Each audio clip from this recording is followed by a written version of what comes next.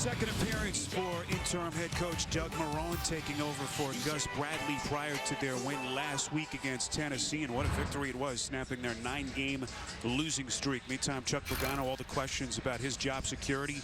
Seems like we've been here before with Pagano. Same exact spot that he was in right around this time last year. You see his numbers as the Colts will miss the playoffs once again for a second straight season. Jacksonville has won the toss. They defer, and so the Colts will receive. Jacksonville, Salmon, only 4 wins in their last 21 games. 2 of them have come against the Colts. Yeah, they're playing better, and that's what we saw last week from this Jacksonville team. It was the debut of their interim head coach, Doug Marrone. He said, hey, we want you to play hard, play together, and that's what they got last week. Blake Bortles looked good. Let's see how they finish off the 2016 season. Jordan Todman and Josh Ferguson back deep to receive, and Jason Myers will get us going, the second-year kicker out of Marist. Jacksonville trying to sweep the Colts for the first time since 2011.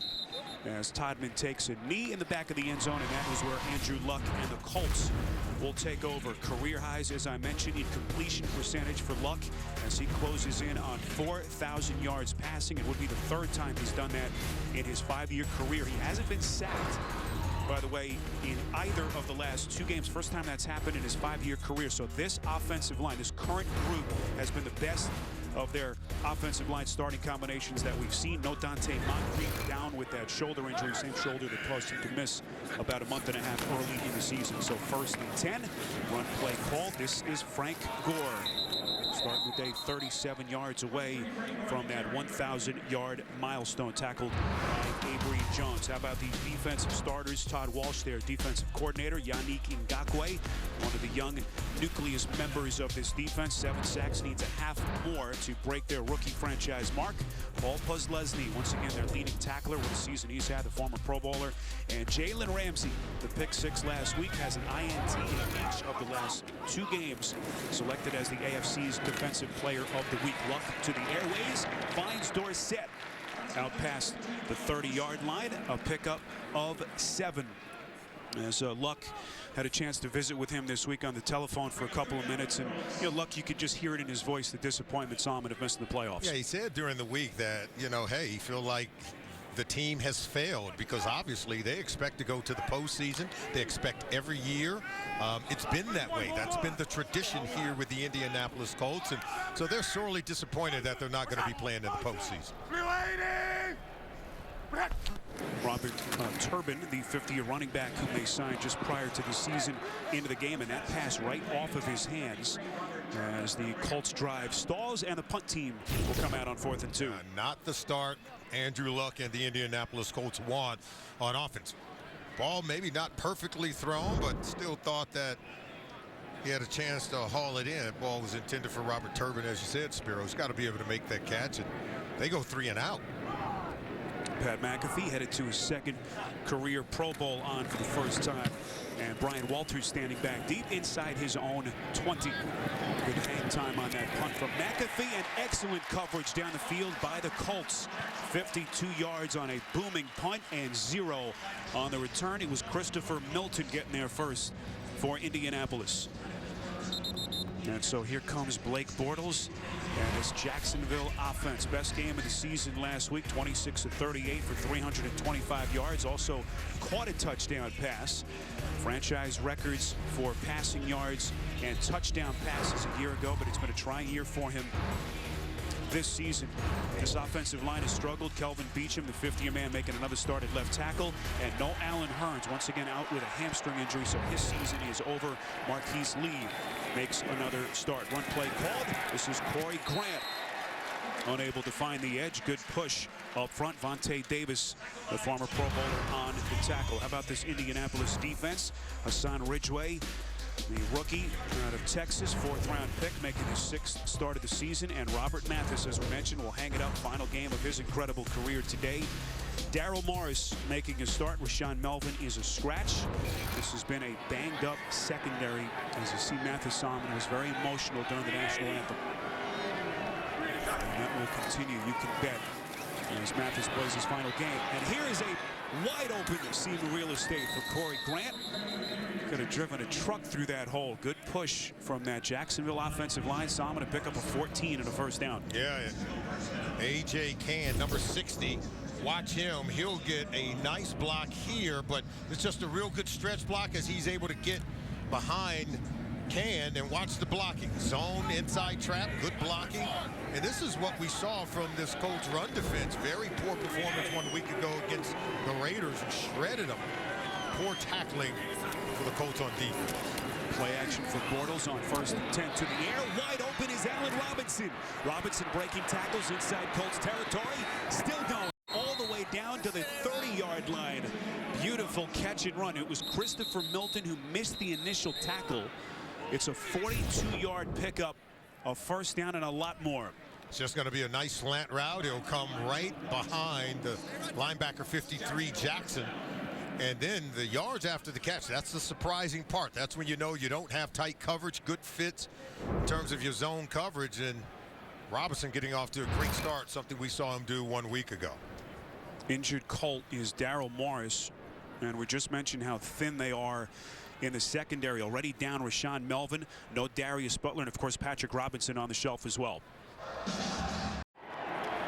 Injured Colt, Daryl Morris, escorted to the sideline. So Charles James, whom they signed mid-season, comes in at corner. 1st and 10. Bortles going up the far side. That pass intended for Allen Robinson is broken up by Vontae Davis. So again, that very paper-thin Colts secondary with all the injuries saw him and getting a little bit thinner.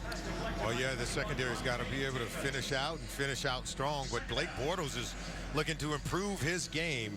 So much has been talked about his mechanics over the course of the season, but he wants to be able to put some of those things to rest as he closes out 2016. Trying to pick up where he left off last week. One play called here on 2nd and 10. Grant breaks the initial tackle. You see the flag come in.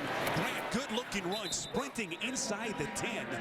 What a run by Grant. It's a pickup of 20, but we'll see if this one is coming back. Holding offense for 78. It's a 10-yard penalty for the previous spot. Replay 2nd down. Clete Blakeman, our referee. You see where their crew sits in terms of average penalties called per game. Jeremy Parnell, the culprit. That's right, that right tackle position.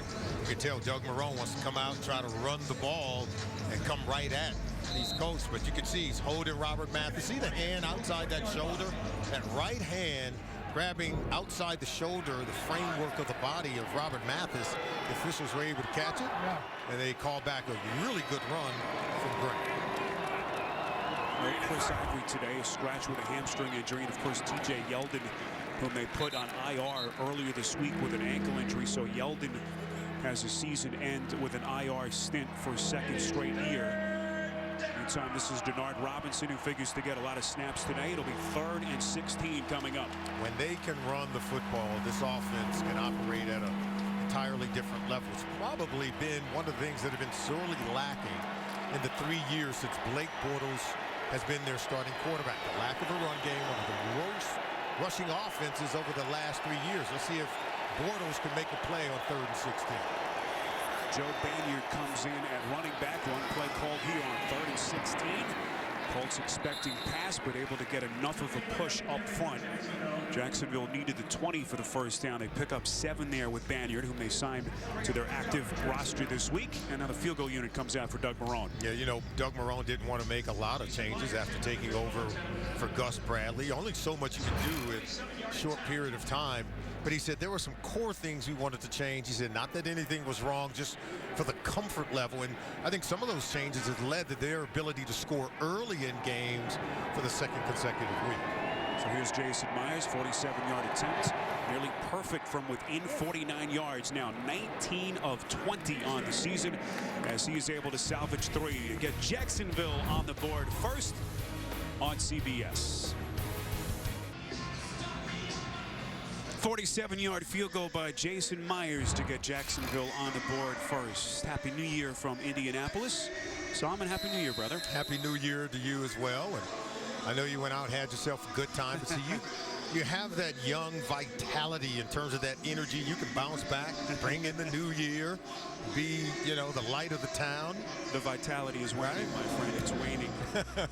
Myers boots it away as the Colts will get it back. Booming kick through the back of the end zone, and that is where the Colts will have it from the 25. Salmon, what are we looking for early? Well, I think we already saw it from Jacksonville. You know, quarterback Blake Bortles needed to come out and be a good decision maker, throw the ball with great accuracy, and play with some poise. They were able to get some points on their first possession. For the Colts, I think we got to see a lot of Frank Gore, and a little bit of Andrew Luck goes a long way. And I think that kind of balance is what they need on offense. Bortles trying to pick up where he left off. That very impressive performance in the win over Tennessee last week. So here's Luck from the gun. T.Y. Hilton in motion. Starting the day with the NFL lead in receiving yards. Hilton coming across the field, but Luck's pass was well short. And Hilton, one of the players chasing milestones today, as we take another look. Well, watch this. Frank Gore out of the backfield. Excuse me. You're going to see Gore come right here. Now watch how wide open he is. I don't know why Luck didn't throw the ball. Never saw him. They had themselves a touchdown there. And that tells you when a quarterback is in tune to what's happening offensively. And we expect more from Andrew Luck. He's got to be able to take advantage of that look and score a touchdown. Jack Doyle, the man in motion. Run play called here. This is Turbin. Will lower his shoulder pads to get himself to the 30. 33 Robert Turbin on the carry for the Colts. Oh, Ransom season premiere comes your way tonight after 60 minutes. As we continue here, week 17 between Indianapolis and Jacksonville. There'll be a 3rd and 5 coming up as the Colts a little bit ragged offensive start here, Sam. Yeah, why would you not get the ball to Frank Gore? 11 straight seasons, over 1,200 yards from scrimmage, most in NFL history. He can catch it. 180! Here's Luck from the gun again. It pass deflected high in the air at the line of scrimmage and falls incomplete. So once again, the punt team will come out with Pat McAfee, and not exactly the offensive start that Chuck Pagano was hoping for, and you could already hear the groans from these fans. Yeah, Luck is getting off to a lackluster start. 1-4 for 7 yards on the game so far. And, you know, and they're giving him protection. He's got to be able to read the coverage pre-snap and then be able to get the ball out of his hands quickly and accurately. So Brian Walters back deep to return, and McAfee on to punt one more time. Walters will chase it right around his 20, and this one will land out of bounds along that Jacksonville sideline. So Bortles and company back onto the field. When we come back, you're watching the NFL on CBS. Very good crowd here, week 17 for this regular season finale. Indianapolis 7-8, Jacksonville at 3-12. Looking to close out their season with a 2nd straight win. Spiro Dita, Salmon Wilcox. Happy New Year from Indianapolis. Bortles will roll out on 1st and 10 to the airways, and that pass is incomplete. So Salmon, how about Blake Bortles? Last year, franchise records for passing touchdowns and passing yards. It was a foregone conclusion that he was the answer long term. This year, some people felt he regressed a little bit. What do you think? The numbers maybe not as good, but you saw last week he set a franchise record 78% completion percentage in the first half of that game, and they scored a season-high 38 points. And I think Doug Marrone talked about it. He says, look, he's a young quarterback. He's had 3 different offensive coordinators in each of his 3 years in the NFL. That's not the way it's designed. One play call, Bortles keeping it himself and a lot of room in front of him. Out past the 40, 1st down run for Bortles, a pickup of 16. We go to New York, JB and Boomer.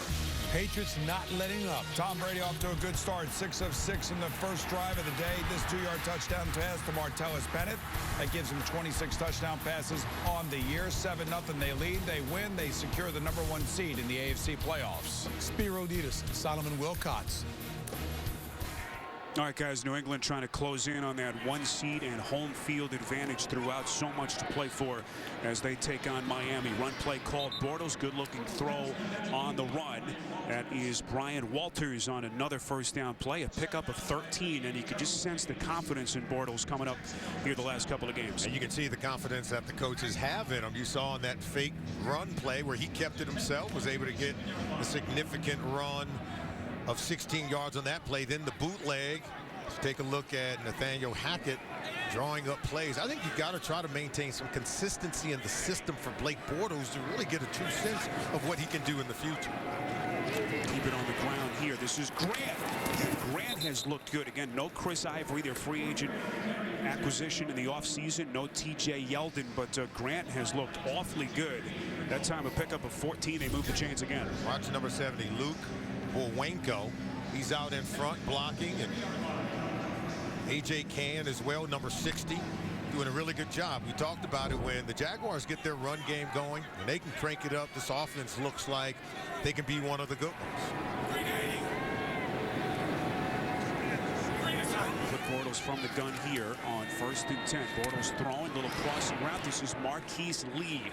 58th catch of the season, just short of the 20, 12 yards and another first down. And just to get back to Bortles, Solomon, and you've talked about this, we know about the changes at the offensive coordinator. He has had very little support from the running game, and that's put even more pressure on his shoulders. Yeah, when they can run it, obviously they become a better offense, but it just, I think, takes a lot off his plate. But he has continued to battle. He has never quit. You know, you read around some people around the league doesn't think that he could be a franchise quarterback. I think he has the foundation to become that for Jacksonville. No sidearm sling of the pass that time from Bortles, finds Walters again. Second catch for Walters and a pickup of 8. A lot of talk about Bortles bringing in his passing coach earlier this season, Adam Dado, to talk about the regression maybe in his mechanics. And for that to happen in year 3, a bit of a red flag for some people around the league. But we talked to Doug Marrone, and he was just gushing about the kind of skills and tools that Bortles has as quarterback. What if I told you that Tom Brady still works with his throwing coach? That Peyton Manning continued to do it, that Drew Brees, they all do it. Because mechanics is really critical to being able to throw the ball with accuracy, like you saw in that play right there. Bortles to the end zone for the touchdown. That's the tight end, Ben Koyak. The first-year man out of Notre Dame and the former 7th-round pick, 14 yards as Koyak catches his first career touchdown pass. Well, they're able to read the safety. Take a look at the safety right there. That's Mike Adams. He'll come out of that center field, and that's what Bortles going to read. He kind of pump faked him, lured him out of position, and then look inside. That area vacated by Mike Adams is what allowed for the touchdown toss, but good read, good throw from Blake Bortles. Can't overemphasize enough just how beat up this Indianapolis secondary is. Already down a couple of guys, starters today, Rashad Melvin and Darius Butler. They lost Darryl Morris on their first defensive drive. They're still looking at him on the sideline, a hip injury. His return is questionable. So Bortles and company taking advantage. 7 plays, 75 yards in just over 3 minutes time. Point after from Myers is good. At Lucas Oil Stadium, as quiet as a library. 10-0 Jacksonville on CBS. Welcome back to Indianapolis. Ben Koyak, 14-yard touchdown, first of his career, former 7th-round pick. And Blake Bortles, the 7th career touchdown pass. He has really struggled, Solomon, in the first quarter of games. Has had very little success over his career.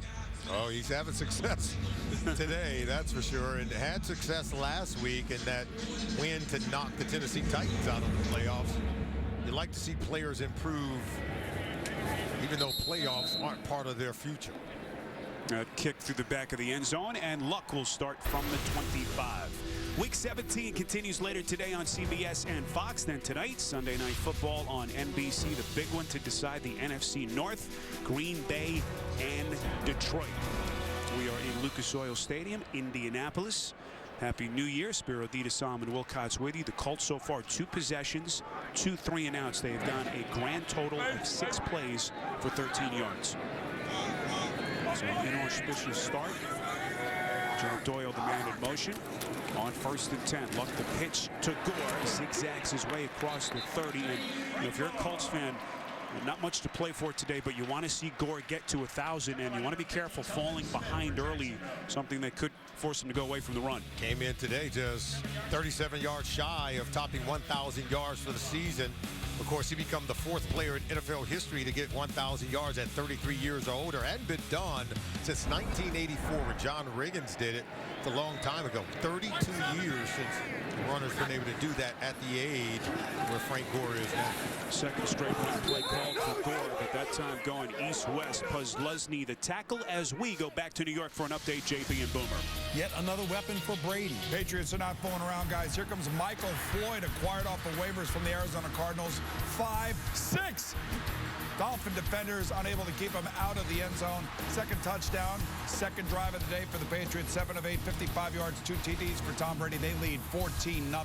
That reminds me of Solomon Wilcots. Back to Spiro. I used to tote the rock, JB. You know, I know how to lower the shoulder.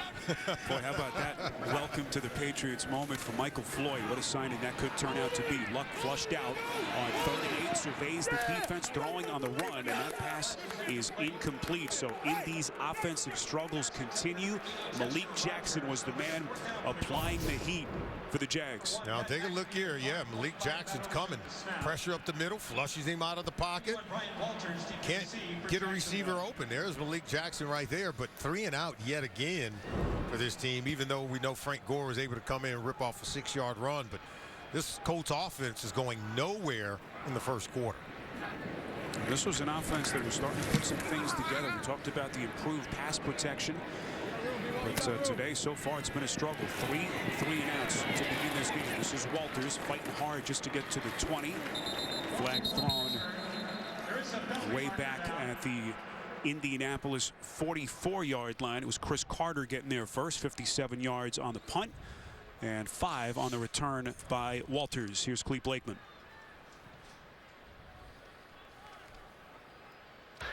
During the kick, holding, return team number 55. Penalties half the distance to the goal line from the end of the kick. First down, Jacksonville. All right, that's Dan Scooter, the man penalized for Jacksonville. 10-0 Jags. You're watching the NFL on CBS.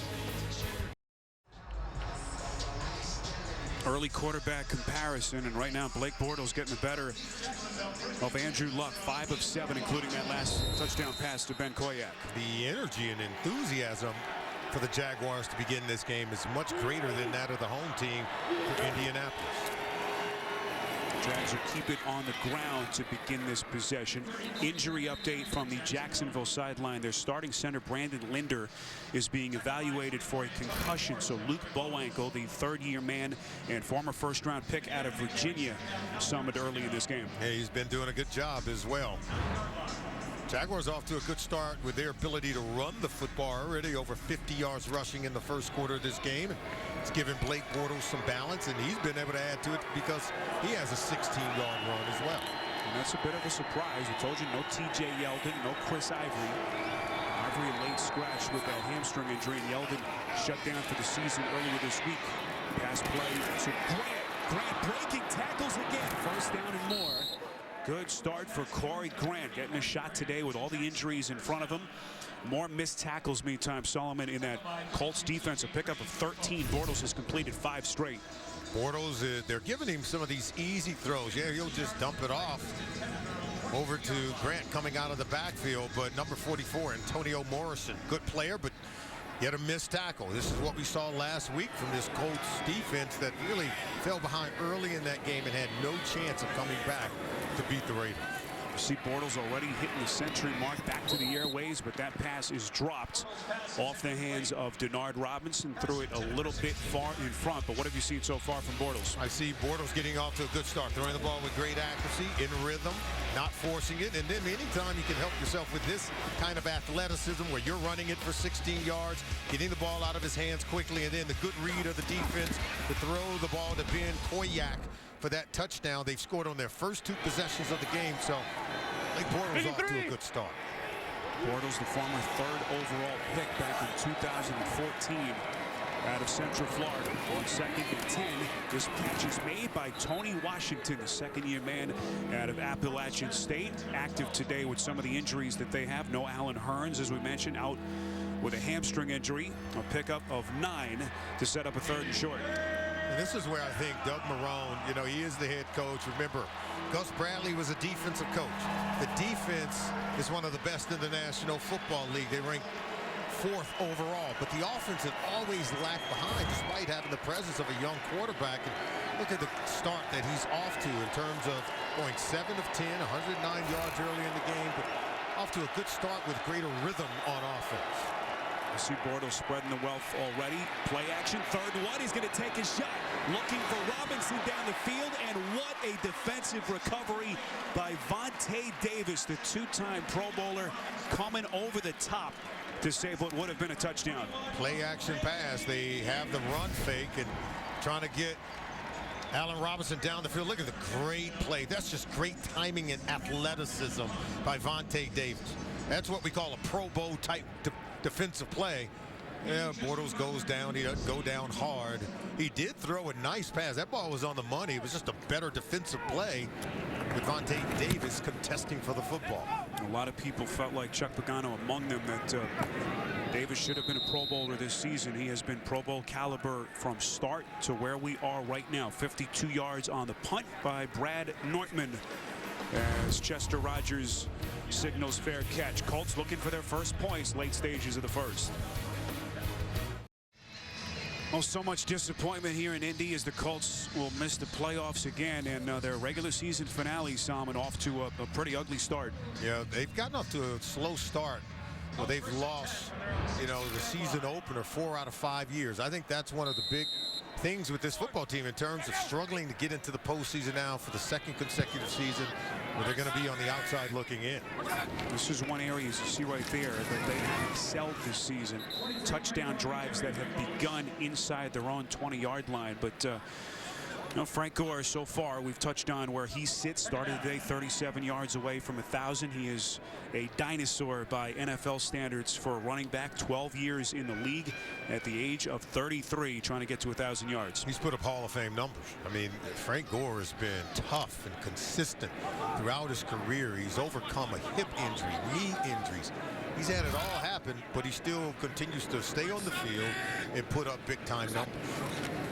Luck from the gun with Gore getting a breather here on 2nd and 8. Luck flushed out of the pocket. He's good with that escapability as he's pushed out of bounds by Telvin Smith. Gore last season missed 1,000 by only 33 yards. That ended a string of 4 consecutive 1,000-yard seasons. And even just earlier this season there was talk, is he a Hall of Famer, is he not? I really don't think there's any doubt at this point with the longevity that he's put up in his career. You look at the numbers he's put up in terms of career rushing yards. We already talked about having 1,200 or more yards in 11 consecutive seasons. No other NFL running back has done that in the 97-year history of the league. You'll see his name etched to some great Hall of Famers. I think he'll end up in the same destination. 3rd and 3. Pass from Luck intended for Jack Doyle, the tight end, who's had a marvelous season for the Colts. Broken up by Jonathan Cyprien, the hard-hitting safety. 4th consecutive 3-and-out for the Colts to begin this game. Good read by Luck. Good throw. Now, look, Doyle has it, but it's just a better defensive play by Jonathan Cyprien. We already saw Vontae Davis make a great defensive play, and sometimes the defense wins. And we already know Jacksonville Jaguars come in and rank 3rd in terms of pass defense, and you saw one of the reasons why.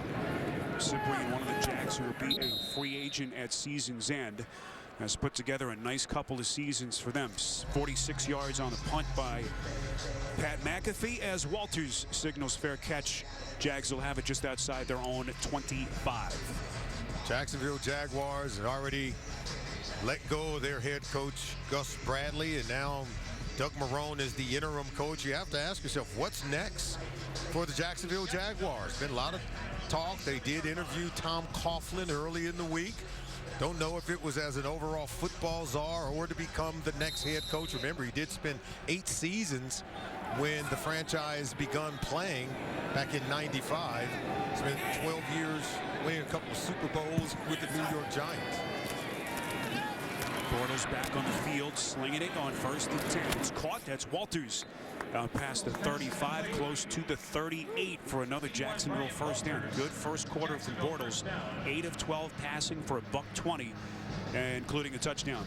It's good to see the way that this team is coming out and competing, playing out the season. We talked about it People say, hey, there's nothing to play for when you've been eliminated from the playoffs. There's still plenty to play for. Just ask Doug Marrone.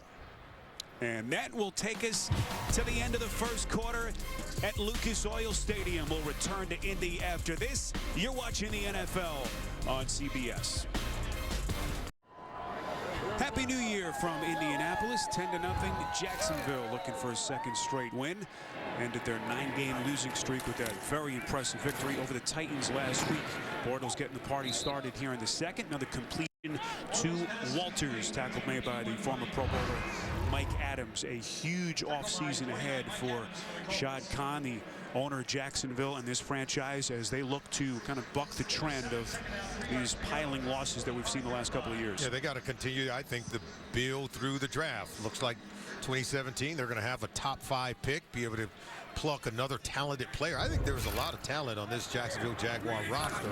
They got to be able to make a decision at quarterback and continue to build. Well, that pass was right through the hands of the defender. It is caught. It was Akeem Ayers who nearly had the pick. Catch was made by Walters, a pickup of 4, and another Jacksonville first down. Looked like Bortles had the right trajectory. No, look, he jumped maybe a little too soon. The ball went off his fingertips and still caught by Walters. Yeah, that could have been a huge play for the Indianapolis Colts. Akeem Ayers, good timing on his jump, had his hands there, got to be able to make a catch, haul it in. Ayers, the 60-year man, former UCLA star. Almost made a huge defensive play for the Colts.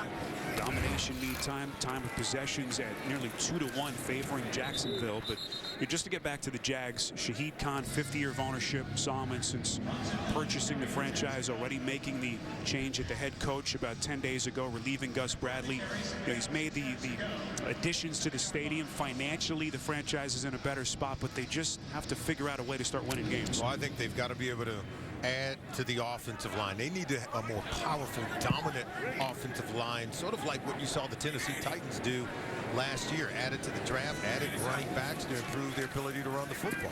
Bortles on 2nd and 6, under pressure, spins away from trouble. What a play by Bortles, escaping that would-be sack, able to push forward for a pickup of a couple.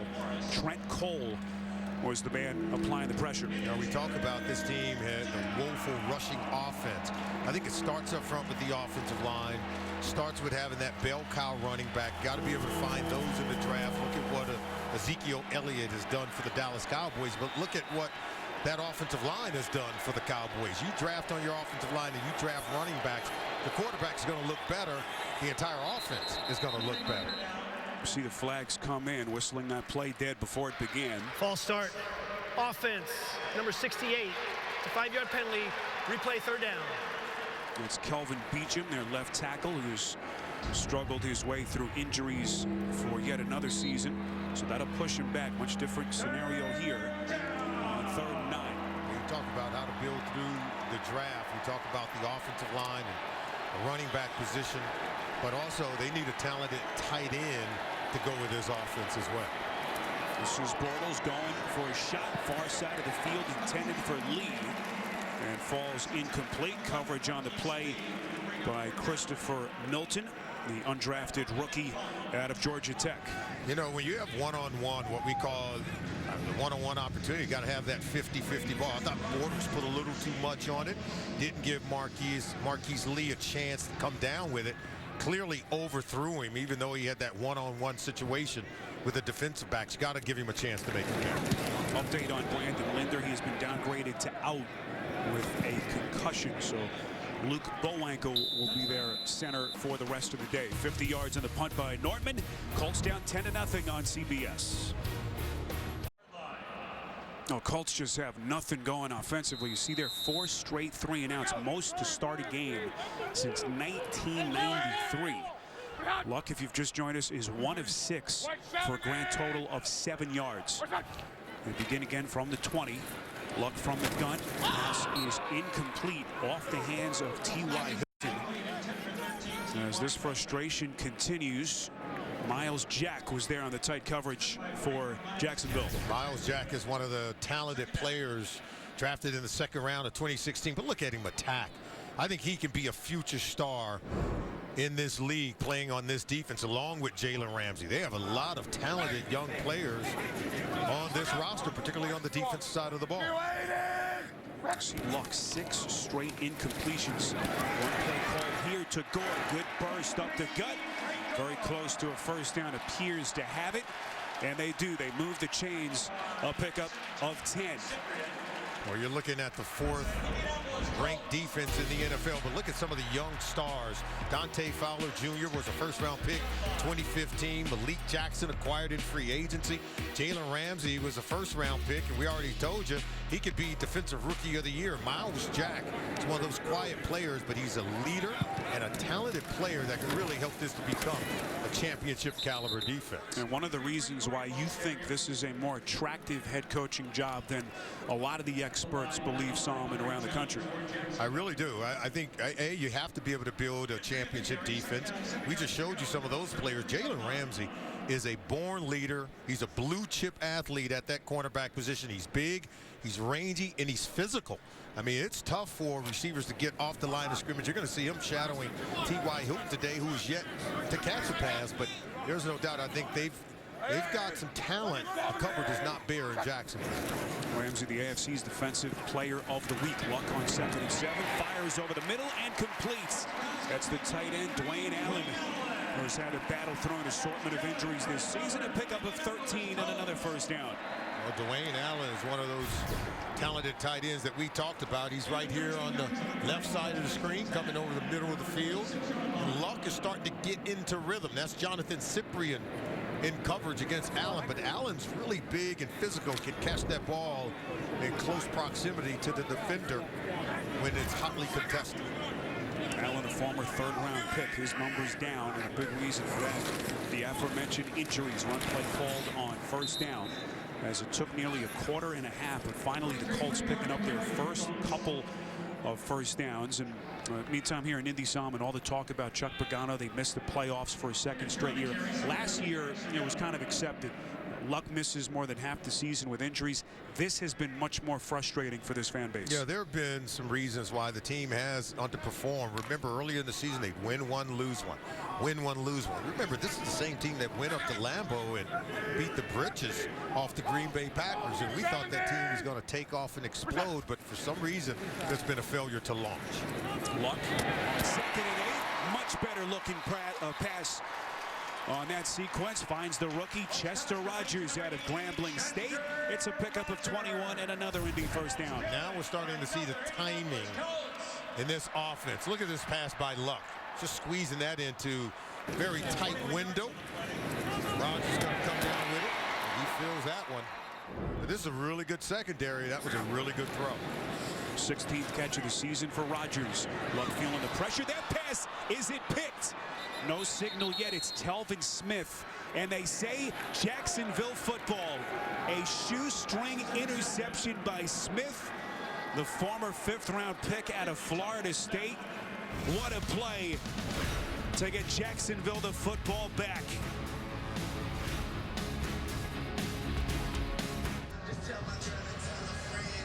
13th interception thrown by Andrew Luck on the season, and what a defensive play by Telvin Smith. Had to reach down just above the turf to get it. The 2nd INT of the season. So Bortles and company back on the field. On play call here on the ground. That is Bronson Hill. First carry for him today as we go back to the interception. And watching Derek Marks, he'll occupy the center, and this is going to be Dan Scooter coming all the way around to get pressure in the face of Andrew Luck. This offensive line has really battled with picking up stunts like this all season long, and that ball's just thrown up for grabs. And Telvin Smith, we told you he's one of the best in terms of coverage linebackers, made a play getting the interception against Luck. 2nd and 3. Bortles pass is deflected and incomplete. It was Henry Anderson coming with the pressure, got his big mitt on the football. It'll be 3rd and short coming up.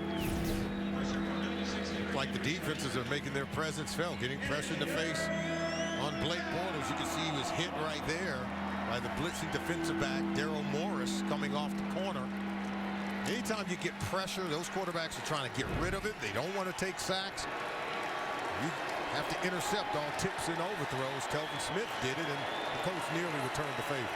So Morris coming back from a hip injury that he hurt earlier. Bortles again escapes. Not the second time. Football comes loose. Who's got it? Indianapolis football. Colts coming with the heat from every direction. It was Eric Walden jarring the football loose, and Zach Kerr on the recovery. Well, there was pressure coming from the blind side. And that backside against Blake Bortles. You can see Walden's coming. There's really good pressure. But look at that hit as he was attempting to get rid of the ball. Eric Walden, number 93, came from the blind side. That arm, was it moving forward? They're saying that the ball came out before he was able to get going forward. They're going to award the ball over to the Colts. Quick snap here, direct snap taken by Frank Gore. So a little trickeration here by the Colts as they try to get up to the football quickly before they could take a look at it upstairs. And now a short field, by far the best field position for Luck and the Colts. 23 yards right now by Frank Gore. He needs 37 to top 1,000 yards. You know, they talked about it, all these personal milestones many of the Colts have. Andrew Luck talked about it. Chuck Pagano was talking about, hey, we want to win first, and they believe that winning takes care of all of the individual goals that are to be had in this game. Luck from the gun on 2nd and 7, taking a shot, throwing towards the end zone, broken up. What a recovery by Jalen Ramsey. And those are the instincts, Salmon, that you've been talking about. What a future this kid has in front of him. Yeah, you put the tape on, he shines. There he is in the slot against one of the best receivers in this league, T.Y. Hilton, trying to lead the league in receiving. Look at this. Great throw. That ball was going to be caught for a touchdown by Hilton, but even playing blindly, I love the way that Ramsey was able to get his head around, find the football, didn't panic, even though he was at a disadvantage, still found the football, was able to batter it away to keep Hilton from scoring the touchdown. First Jags rookie to ever record a pick in back-to-back games, including that 30-yard pick six last week. 3rd and 7. Luck is buried. Yannick Ngakoue, the 3rd-round pick out of Maryland, 8th sack of the season, and has just set a rookie franchise record. He wasn't even on our board when we talked about the defensive stars, but Ngakoue is one of the most talented young pass rushers in the National Football League. When I tell you that the Jacksonville Jaguars have stars on this defense, the list just keeps going. And look at that. When you can get drafted from Maryland, coming out of Maryland, and then do that, breaking a record set by Tony Brackens ages ago, and you're a talented player and you have a bright future. 48-yard attempt from Adam Vinatieri, and that hits the right upright and is no good. Couple of days away from celebrating his 44th birthday, a rarity. A missed field goal by Vinatieri, and Indianapolis still looking for their first points. Well, Andrew Luck and the Colts unable to capitalize on that Jacksonville turnover. The Yannick Ngakoue sack pushed him back, made it a much more difficult kick for Vinatieri, and they come up empty. One play called for Corey Grant, the second-year runner out of Auburn. I'll pick up a 5, and that little sequence really a summary of the first half it's been for the Colts. I thought it was great, and really you have to give a lot of credit to the Jacksonville Jaguars defense after, you know, they got the interception against Luck, and then Bortles turns it over, and then we saw a play by Jalen Ramsey, and then Ngakoue to go ahead and get the 11-yard sack, pushing Adam Vinatieri out of field goal range, making it difficult. They get no points out of the deal. Still looking for their first points, and we are inside of 6 minutes before halftime. One play called. This is Grant off to a foot race, 20, and he will score. Corey Grant on a 57-yard sprint.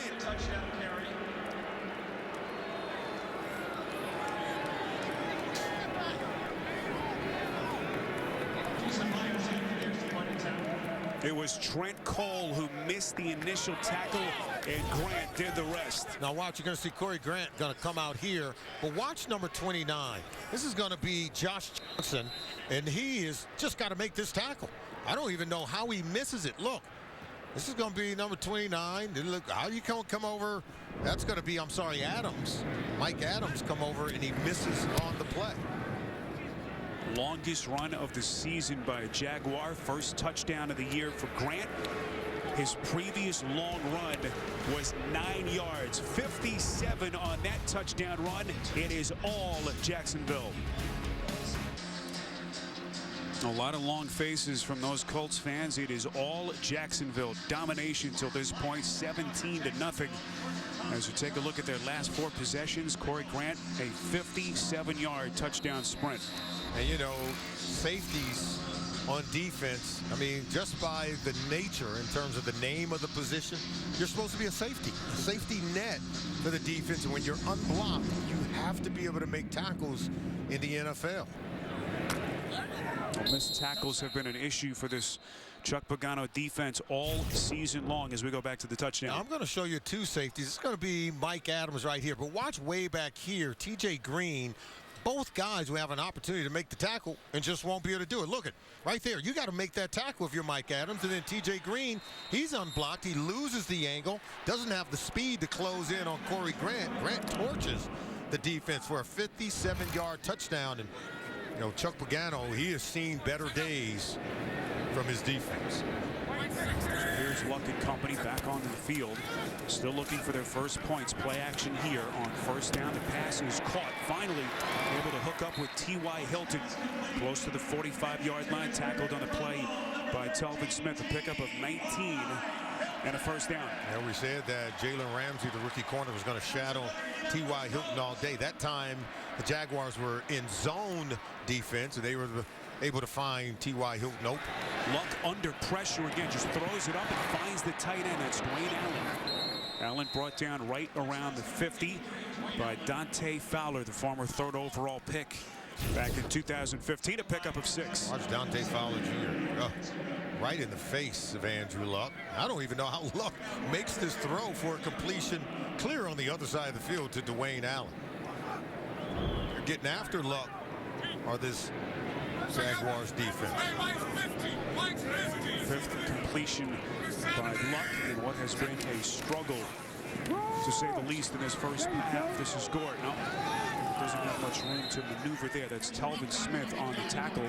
You know, so much talk about Pagano's future here. This is certainly not the way he wants to end the season, as they try to get to 500 with big decisions looming here, Sam, in the next couple of days. The offense has struggled. See, being shut out here in the first half, went 3 and out in their first 4 possessions, so clearly got off to a good start. And the defense allowed the Jaguars to score in their first 2 possessions of the game.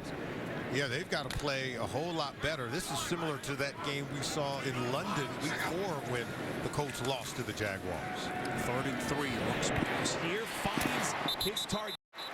That's Hilton again, 2nd catch on this possession. Jalen Ramsey pushes him out of bounds, 15 yards, and an Indianapolis first down. In that game, that week 4 loss in London when Jacksonville and Indianapolis played, Jaguars won the game, but the defense, they really beat up on Andrew Luck. Had 6 sacks in that game, 14 hits on the quarterback. You talk about this defense having a ton of young, talented players. It really overwhelmed this young offensive line that's been starting 3 rookies all season for the Colts. Allen, the man in motion. Play action from Luck here. First down pass incomplete. A little bit too high for the intended target. It was Ramsey once again on the coverage. Pass intended for Hilton. NFL on CBS is now CBS All Access. Stream your local games live. Visit cbs.com/NFL now to try it for free. Spiro Dita, Salman Wilcox, rest of our CBS crew from Indianapolis. Here's Doug Marrone, interim head coach, making his 2nd appearance since taking over for his good friend Gus Bradley. And that Doug Marrone effect is real. And his Jags dominant in this first half. 17-0. Luck's pass underneath, finds Gore. Trying to get downhill inside the 30. It's a pickup of 7. Tackle made on the play by Telvin Smith. Yeah, I've been watching and keeping an eye on Jalen Ramsey when he's matched up against T.Y. Hilton. And when he's in that pure bump and run position, you know, Ramsey goes 6'1", 210. He's big, he's tall, he's rangy, and we know T.Y. Hilton is 5'9". He is just swallowing up T.Y. Hilton and winning the battle at the line of scrimmage. Hilton beginning the day with the league lead in receiving yards. That pass from Luck is batted down. What a defensive play by Smith, who had the interception earlier in the quarter. Luck trying to locate Turbin. It'll be 4th down. If you're Gus Bradley, I know he's no longer the coach here, but he came to Jacksonville to build a great defense like what he was a part of when he was the coordinator with the Seattle Seahawks. And I can tell you right now, I'm seeing the remnants of his work, particularly on the defensive side of the ball. Young, talented players. It finally clicked this year on defense. They just didn't win enough games. What a nucleus they have with those young defensive studs that Solomon mentioned. As Vinatieri, who missed earlier from 48, good from 45. So finally the Colts get on the board. 2:41 to play in this first half. 17-3 lead for Doug Marrone and Jacksonville. We mentioned the decisions that have to be made for both of these franchises. Doug Marrone, whom we spoke to this week, said he has not been assured, Solomon, that he will be interviewed for the job. But you know, if you're Shad Khan, you have to be impressed with what you've seen now in the last couple of weeks. First of all, Doug Marrone is a winning coach. He was 9-7 in his final season in Buffalo in 2014, and we're already seeing improvements with this football team, the way that they've played in the last 2 games. I'd like to see him get the job. Low bouncing kick by McAfee. It is fielded by Walters. Good blocking in front of him. Sweeps up the far side and crosses the 25. Brought down at around the 27. Tackled on the play by Chris Carter. Reminder coming up, the Verizon halftime report. We'll send you to New York. JB and the fellas standing by. Get you caught up on all the postseason scenarios on the Verizon halftime report coming up next. And remember, Spiro, Gus Bradley was a defensive coach, and we see the effects of having a good head coach who can coach your defense. I think the next move has to be someone who can affect the offensive side of the ball. Doug Marrone does that.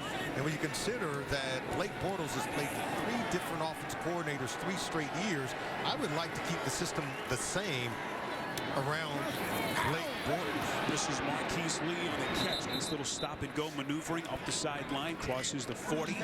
First down hookup. It was Christopher Milton who missed the initial tackle. A pickup of 18 with that clock running.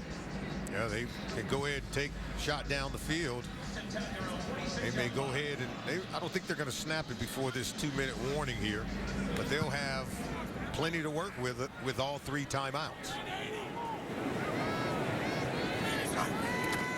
Final play before the 2-minute warning. Run play called as Bortles hands to Robinson out of the gun. A pickup of 4.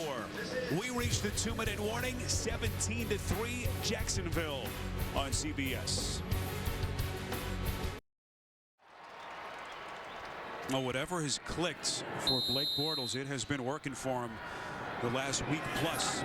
Best game of the season of the win over Tennessee last Sunday, and that has carried over here as they keep it on the ground to Robinson. A pickup of a couple, so 3 timeouts left and $1:50 on the clock. Yeah, I think, you know, having an offensive coach like a Doug Marrone and Nathaniel Hackett, you can tell they're all speaking the same language. We can tell young quarterbacks need that leadership and someone who kind of can speak the same language and take over their growth and development. Who knows? Nathaniel Hackett, Doug Marrone may be the elixir for what cures Blake Bortles. Bortles from the gun here on 3rd and 4. Puts some air under it. Far side, it is caught. Drops that right in the breadbasket of Brian Walters, the 5th-year receiver. Beautifully thrown pass, 23 yards and a first down. Yeah, he's going to be lined up in the slot. Watch, he'll run out. Now watch this throw. This, you talked about his Spiro, right in the bucket. That's a big-time throw. Now, so you talk about, can he make the throws? Can he be a winner in the NFL? It's about mechanics, footwork. He's going to continue to work on those things, but I think for quarterbacks, it's always something you're chasing, but we know he can make plays at the quarterback position in the NFL. One play, this is Grant. He's going backwards. Keep in mind, no Allen Hurns today, out for a 5th straight game with a hamstring injury. We know that Robinson has struggled despite his big game last week, so You know, Bortles is doing this with kind of a limited number of weapons around him. And he's had to do it throughout his career. Remember his rookie season, 72 sacks. Second year last year, 50 or more sacks.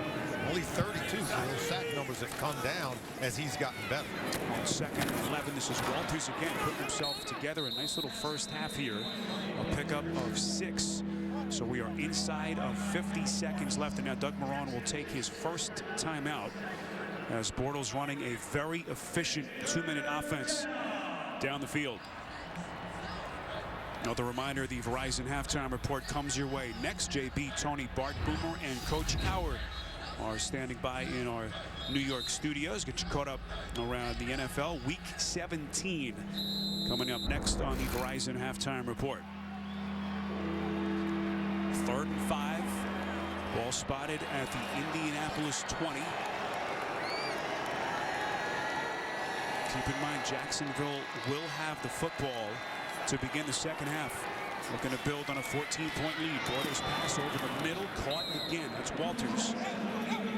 Coverage on the play by Darryl Mars, but Walters has enough for the Jacksonville first down, a pickup of 5 with 35 seconds remaining, and a timeout taken.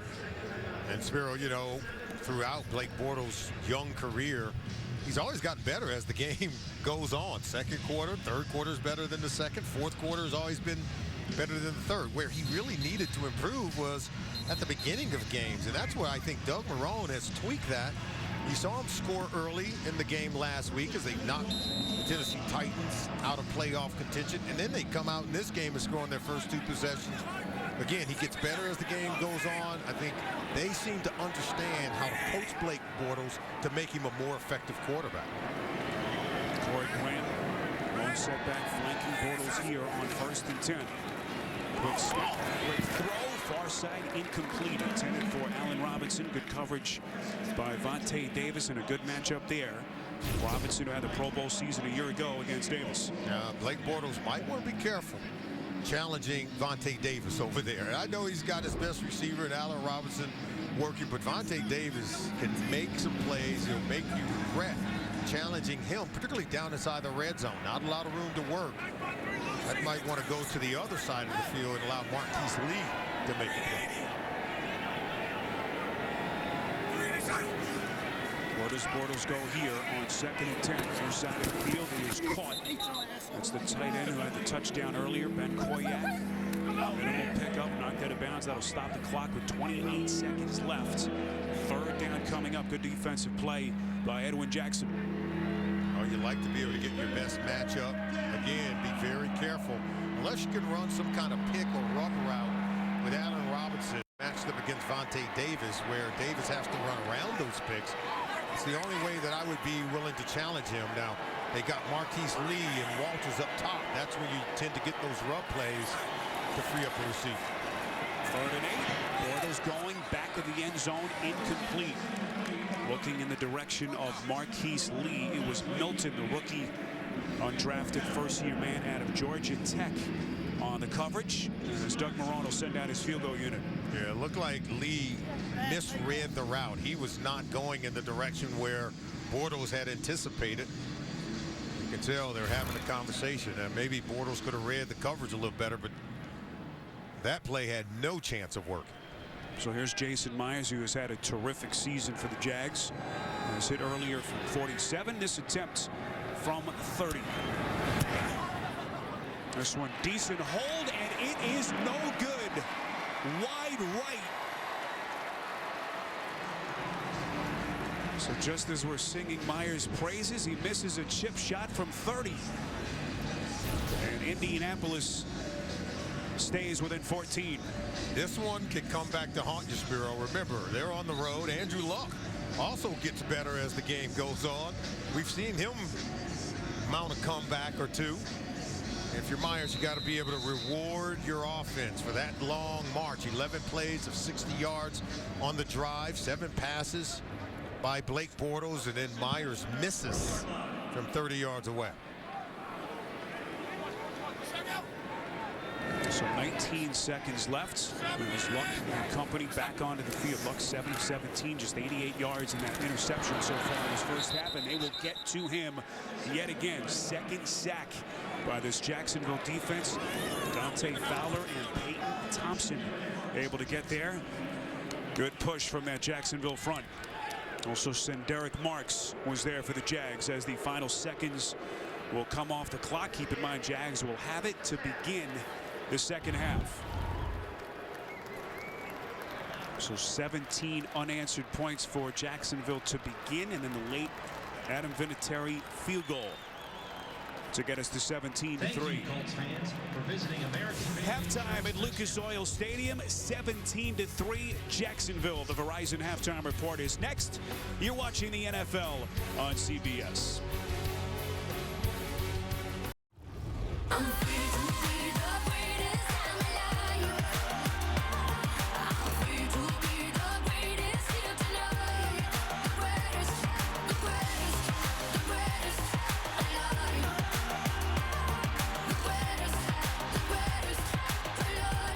Halftime winds down here in Indianapolis. Happy New Year from Lucas Oil Stadium. 17-3 Jacksonville in front of the Colts. Let's take a look at the winning play of the first half presented by H&R Block.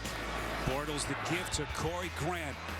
Biggest highlight play of his brief two-year career. 57 yards on the touchdown run, by far Jacksonville's longest run of the season. Happy New Year. Nice to have you with us here from Indy. Spiro Ditas and Solomon Wilcots with you. So far, Blake Bortles in this quarterback matchup. Solomon getting the better of Andrew Luck. Yeah, Blake Bortles came out red hot on the offensive side of the ball, able to lead his team to scores on their first two possessions of the game. And I thought he just came out with laser lock focus in terms of his accuracy. Touchdown pass to the talented tight end. They ran the ball very well.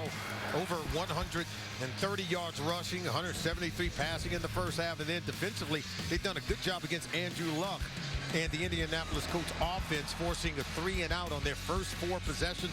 Telvin Smith with the interception against Luck, and then a lot of pressure on Luck as well. 2 sacks in the first half of this Jaguars defense against Andrew Luck. So Luck has gotten off to the slow start because he's going up against a really good Jacksonville Jaguars defense. But Blake Bortles has taken advantage of the fact that he is in sync with his receivers. They're running the ball very well in terms of the balance.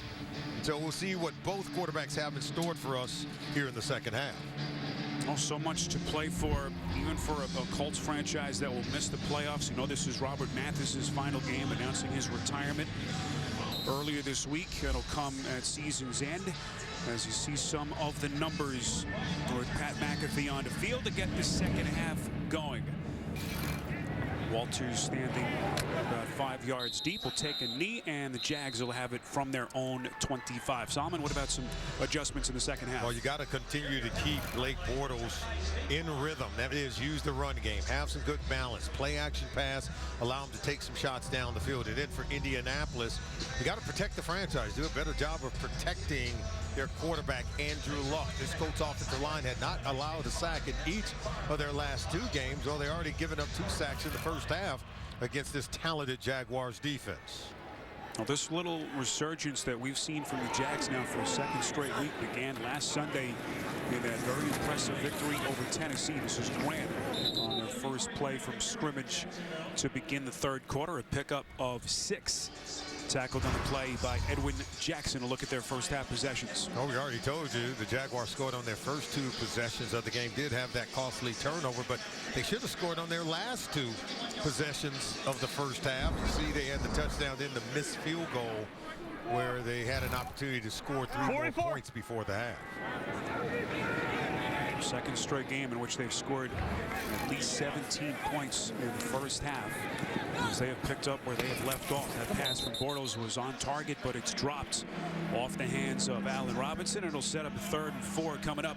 Coverage on the play by Vontae Davis. Oh, we talk about keeping the quarterback Blake Bortles in rhythm. You can see Doug Marrone understands they should have had that catch. Creates a 3rd and 4th opportunity. Bortles has been spreading the ball around. It can go to just about any of his talented receivers as he's looking for the best matchup.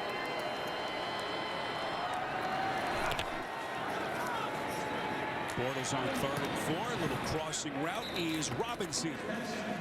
Catches made. First down, Jacksonville. A pickup of 6 as he continues to work against Davis. That kind of combination route that we talked about. Watch how he comes underneath right here. See, that little rub is enough to get separation against Vontae Davis. But that combination route where he can slant off another cutting receiver, I think it's the way to get separation. If you're going to attack Vontae Davis, that's the kind of combination route you want. So Robinson, their leader again in receptions and receiving yards for a 2nd straight year, although not nearly the numbers he had as a Pro Bowl performer last season. That pass underneath over the middle caught by Ben Koyak, the tight end, who had the 14-yard touchdown for our first score of this game back in the 1st quarter. This time a pickup of 8. I don't know that we've seen Blake Bortles look as comfortable as all season long as what we're seeing right now. I don't know that we've seen this offense look as good as we're seeing right now. They have not been this good. Look, it's 2nd and 2, but take a look at the graphic in terms of what they've done today based on their season average. We already have it roughly over 1/2 of football. Sidearm delivery from Koyak, and you know, you say what you want. The Colts, a team just kind of playing out the string, will miss the playoffs. But what the Jags did last week, basically ending Tennessee's season, that was a team fighting for its playoff life. One team had everything to play for, and I guess you could say the Jaguars didn't have anything to play for. They had just fired their head coach, Gus Bradley. Doug Marrone steps in the interim. Doug Marrone said, hey, he looked around the room and said, it's all our fault. We all let Gus Bradley down, and we all have to take ownership and begin to do something about it. Bortles here from the gun on 3rd and 2. Quick throw, incomplete. Once again intended for Robinson as they go almost exclusively in his direction on this drive. That time Davis was there, and the Jags will punt. Hey, Davis didn't have to do anything. Bortles just, this is a missed throw. Look, it hit him right in the head. He hit the wrong guy. There were 2 guys over there. Bortles said, I got to throw it to one of them. He was closer to throwing that ball to Davis than he was his intended receiver, Allen Robinson. One of the few missed throws that Bortles has had today. Norman on to punt. Or every time we've had to call his number, 38 yards, as they pin the Colts inside their own 20. Well, the Indianapolis Colts defensive line, joined by Coach Gary Emanuel, surprised 10 lucky teenage foster kids with presents during a tour of the team's facility. The Colts also gave each child 2 tickets to today's game. What a nice moment, and a fantastic community outreach program by the Indianapolis Colts. Spiro Ditas, Salman Wilcox, rest of our CBS crew, our producer Ryan Galvin, Andy Goldberg, our director from Lucas Oil Stadium. Luck hit on the throw. That is caught. What a pass by Luck, standing in the face of pressure, knew the hit was coming, able to find T.Y. Hilton for a pickup of 27. T.Y. Hilton he's one of those players that's not to be denied. Look, he's able to win on that play against Jalen Ramsey at the line of scrimmage. Nice move, good fake, and a good throw by Luck, even though he's under pressure. Talked about protecting the franchise, can't allow him to continue to get hit. Tyson Alou gets the hit on Andrew Luck. 3rd catch for Hilton, the man who began the day the NFL leader in reception yards, trying to hold Odell Beckham Jr. And another little extra gasp. What a run by Gore. Talked about his approaching milestone. Started the day 37 yards away from 1,000. 5-time Pro Bowler, now 5 yards away from getting there once again. I had never really thought that he'd be denied. I mean, he's just a determined individual. He's a great teammate. He cares about his team. He cares about winning more than he does any record. This is Gore again, cutting back, and there is the record. 1,000 yards and more inside the Jacksonville 30. He becomes only the 4th player in league history, age 33 or older, to rush for 1,000 yards, in the first since the Hall of Famer John Riggins in 1984. It's been 32 years since a player his age has put up these kind of numbers you saw there, over 1,000 yards rushing for the season. I think it's a tremendous accomplishment for a guy that he said that in the offseason, that's how he knows he's ready to come back and play. He works out with a bunch of young players, and he says, I can outwork them. That's how I know I'm ready. We certainly won't doubt him. What a career he has had. Luck again to the airways. That is caught. as the tight end, Eric Swope, over the middle. It'll be 1st and goal. Colts as Indianapolis in business. This team has 3 talented tight ends. We already seen Dwayne Allen, Jack Doyle, who's expected to be an unrestricted free agent, as is Eric Swope. But when Swope could make plays like this, he didn't play a lot of football now. Doesn't have a lot of experience, but he is athletic. He's quick. He's rangy. 6'5", 255. He's got a bright future at that position on this football team. Pick up 22, 1st and goal from the Jacksonville 7. One play. This is Turbin cutting back, and he's in for the Indianapolis touchdown.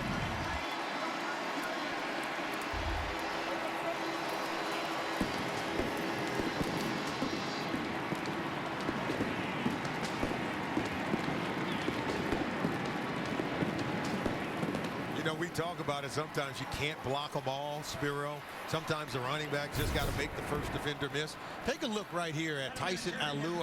He's going to come here, and then watch this move at the point of contact. Okay. 1 minute you got him, next minute you don't. That's an incredible move and run by Robert Turbin.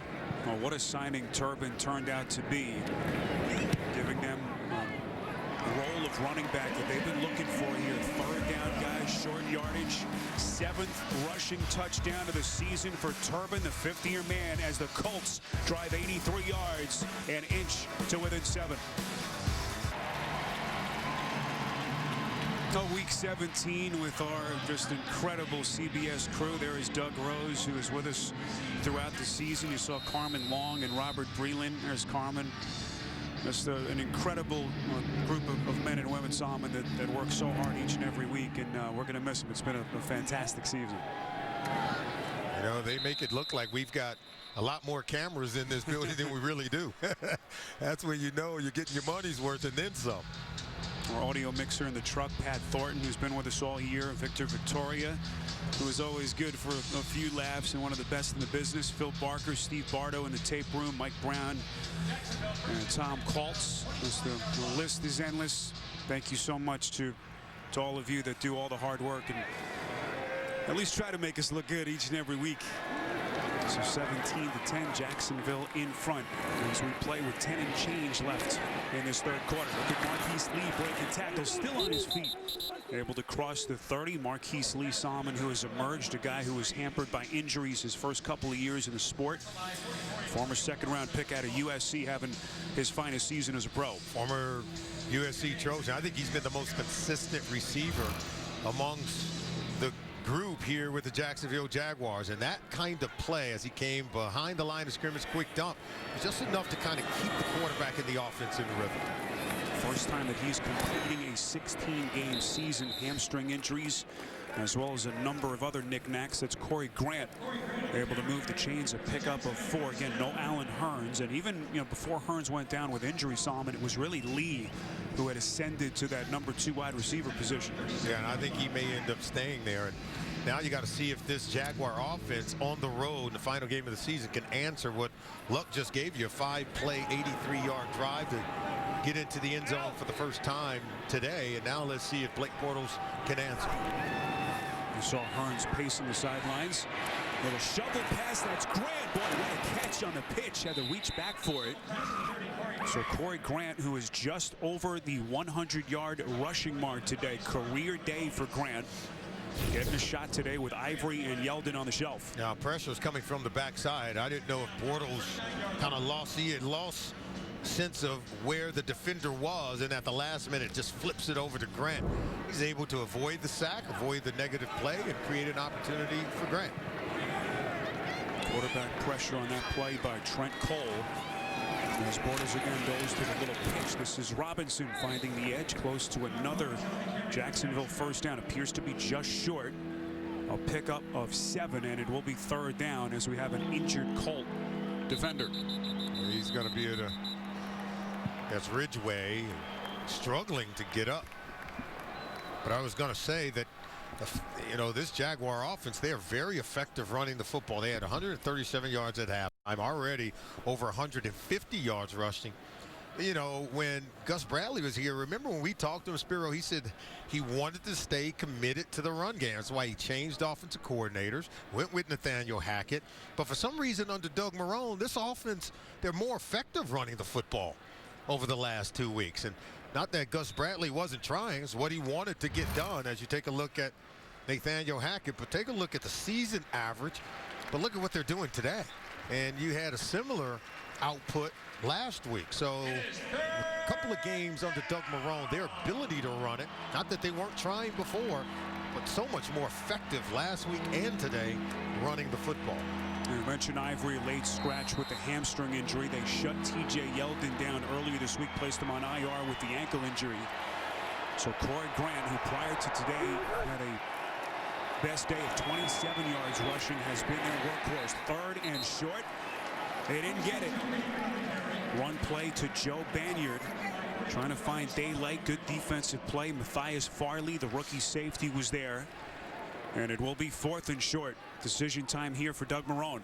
I think you got to go for it. I mean, what are you playing for? You're trying to get better as a football team. You've only been able to win 3 games this season. I think this one is easy, particularly against a defense that has not been able to stop the run. They gave up over 200 yards rushing last week against the Raiders, already over 150 yards allowed this week. Extra lineman is in, Josh Wells, 3rd-year tackle out of James Madison. Wow, they're going to kind of bluff their way for 1 yard. Well, that will not make Jacksonville fans very happy, as Marrone will play it safe here. They'll take the penalty and send out the punter. And here's the deal. They've been effective running the football today. We've already talked about that. Offense, 5-yard penalty, still 4th down. Now, Salmon, I'm with you. That's a bit of a head scratcher. Yeah, go for it. I think you got and this is a run defense that's been gashed 1 week ago. You've been able to gash them today for a 57-yarder by Corey Grant. I think you've seen enough to know that your offensive line can move some of the defenders on this front by the Indianapolis Colts defense. So Brad Nortman on to punt, as he awaits the snap inside his own 30.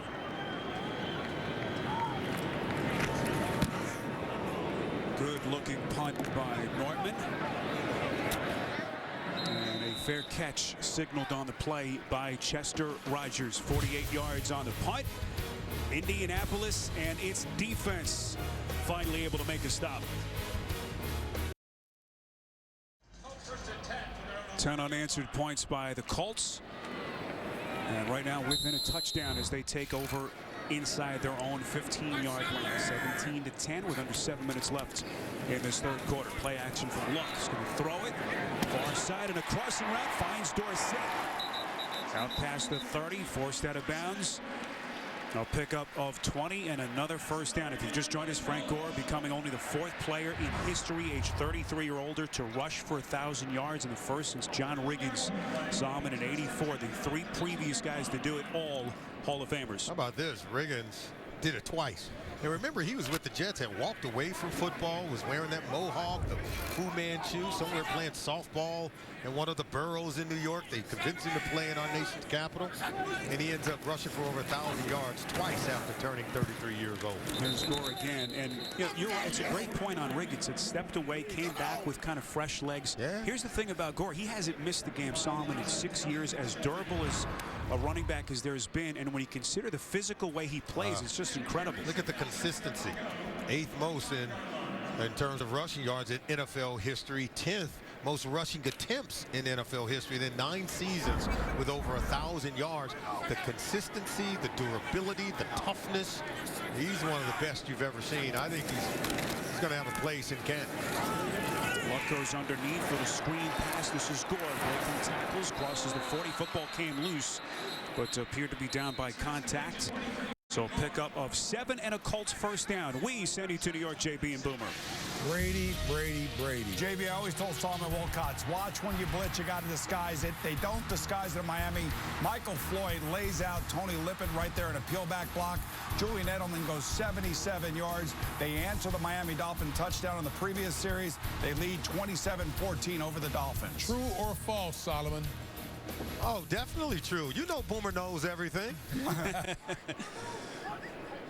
Well, we hope Tony Lippett is okay. What a smashing hit on the block by Michael Floyd. So 17-10 after the first down. Luck again to the airways. That pass intended for Hilton is incomplete. Coverage on the play by Jalen Ramsey, and that has been a fun matchup today. T.Y. Hilton trying to hold his NFL lead in receiving yards against Jalen Ramsey. You know, we were just talking to Boomer Esiason. I remember in '88, Boomer was the league MVP. He was one of the best play-action pass quarterbacks that this league has ever seen. He was like a magician. He could hide it. We just saw that with Andrew Luck. The ability to be able to bait the defense toward the line of scrimmage and get a receiver down the field in that play action. The quarterback's got to be able to carry it out as a great actor. A lot of the younger generation of NFL fans forget that Boomer, former NFL MVP, a couple of great seasons he had, and now, boy, T.Y. Hilton looks like he is in pain. Looked to be initially clutching his knee. A pickup of 11 and a Colts first down, but all the concern now on Hilton's leg. Yeah, he goes down right there. I don't know how it's holding that left knee. I only hope that he's okay. 73 yards receiving so far in the game. Now the good news for the Colts, T.Y. Hilton able to walk off. He initially clutched his leg, but I don't believe it was the leg injury. They're kind of looking in the face area. May have taken a finger within that face mask as they look at him on the sideline. Luck throwing on the run. Penalty marker comes in a little beyond the line of scrimmage. Quarterback pressure by Dan Skuda. Holding. Defense, number 44. The 5-yard penalty, automatic first down. Miles Jack, the rookie, on the penalty. So, you know, we mentioned Hilton beginning the day 30 yards in front of Odell Beckham Jr. for the league lead, and this is where he sits at the moment. Antonio Brown, who is in 4th place today, saw him an inactive. Yeah, Hilton right now has a 103-yard cushion on Odell Beckham Jr., who you said plays later today. So he's got a milestone that he's chasing, trying to become that first Colts receiver to lead the league in receiving since Reggie Wayne did it in 2007. Julio Jones and Atlanta also in action later in a home game against the Saints. On 1st and 10, Luck pump fakes, going to tuck it away, running himself inside the 35. Luck still going. Will run out of bounds just short of the Jacksonville 20. There is a marker thrown along the far side of the field, right in front of the Jacksonville bench. A pickup of 18 yards if it stands.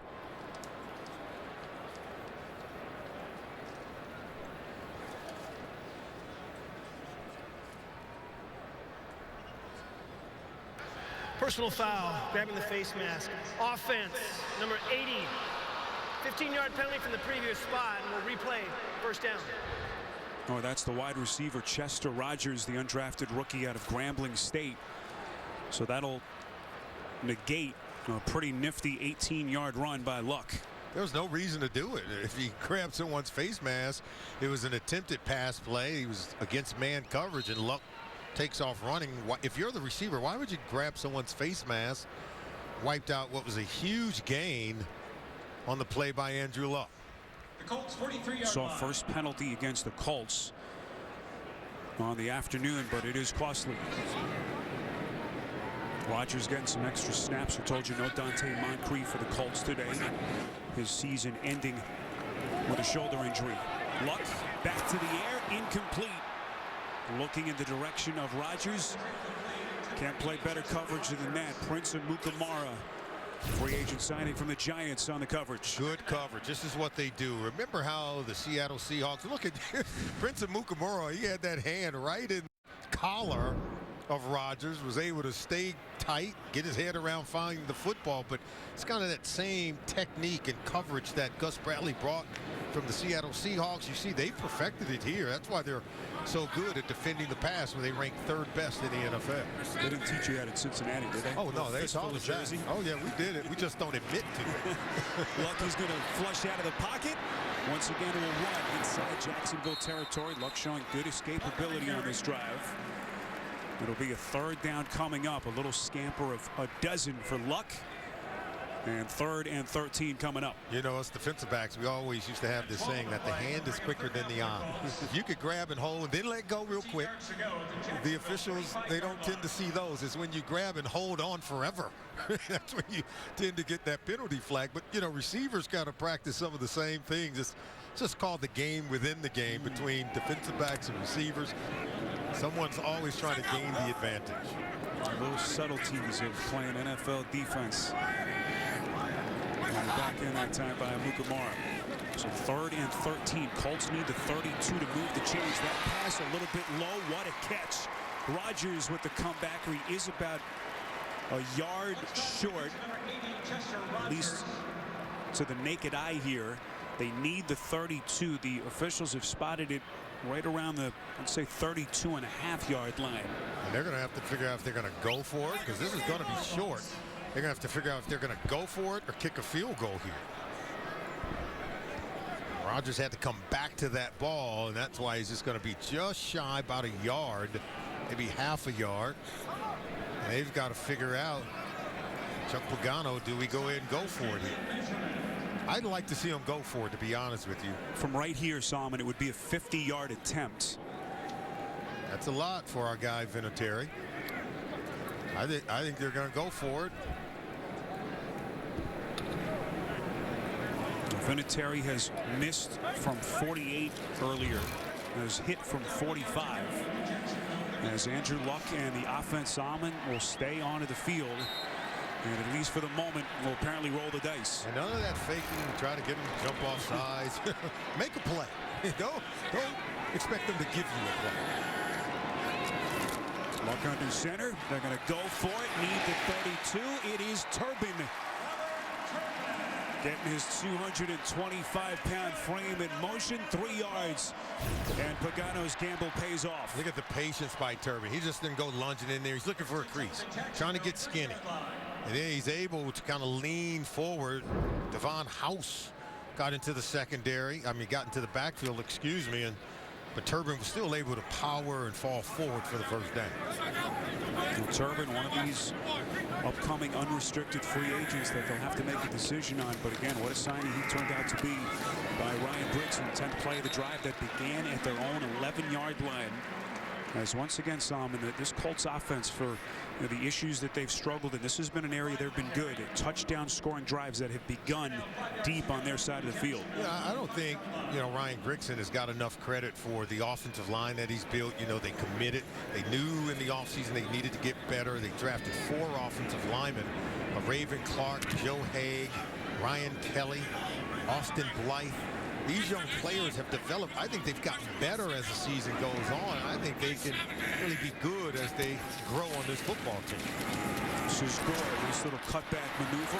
Moreeeee and Posluszny on the coverage, but not before they pick up another first down. You mentioned Ryan Kelly, the 18th overall pick. He has been as good and as steady a rookie offensive lineman, Solomon, as there's been in the NFL. And Joe Haig, he started at 3 different positions on this offensive line. It's the first time an offensive lineman has done that since 1998. I mean, it's just incredible, and I don't know that we've given them enough credit. I know they've been much maligned, but they deserve a lot of credit.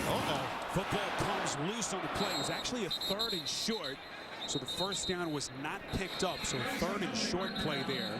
Posluszny was right in the thick of it for Jacksonville. Flags flying from multiple directions. Flags down on the Jaguar side. Let's see what they call. A run play to Turbin on the play. Now Clete Blakeman and his officiating mates trying to sort through the confusion. It was Posluszny who made that initial contact. Guy who has been the defensive heart and soul of the Jaguars since 2011. And this is when this offensive line, they're young. So teams want to give them a lot of stunts, a lot of blitz pressures based on disguises. 12 men on defense during the play. It's a 5-yard penalty, and the yardage is enough for a first down. I'm sure the coach is saying that's why they made the play. you got more guys that we can block, and yeah, that, you know, you're going to be able to stop it, stuff it, create a turnover. Can't read lips, but Doug Marrone looks to be none too pleased. Yeah, let's see.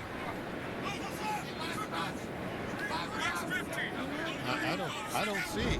I don't see the 12th guy. Maybe he didn't get off in time before they snapped the ball. Penalty nonetheless. Frustrated downs. End zone. It is caught. Dwayne Allen for the Colts touchdown. And Indianapolis on the verge of tying this game. Now this Dwayne Allen, you know, he's just really good. He has been since his rookie season. He gets hurt, then he comes back. You're going to see him outside here. Watch him start out and then come back in late. And that's why Tashawn Gibson, that center field safety 39, leans the other way. He thought that Dwayne Allen was going toward the corner, but he turns back in. Great timing on the throw from Andrew Luck. Try to get this game tied up.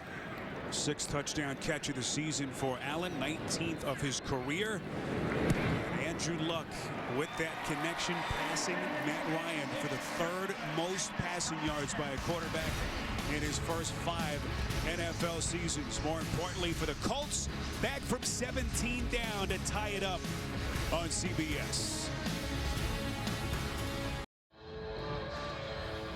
Well, Jacksonville has been in a lot of close games this season despite the 3-12 record, and some of them have not fared very well.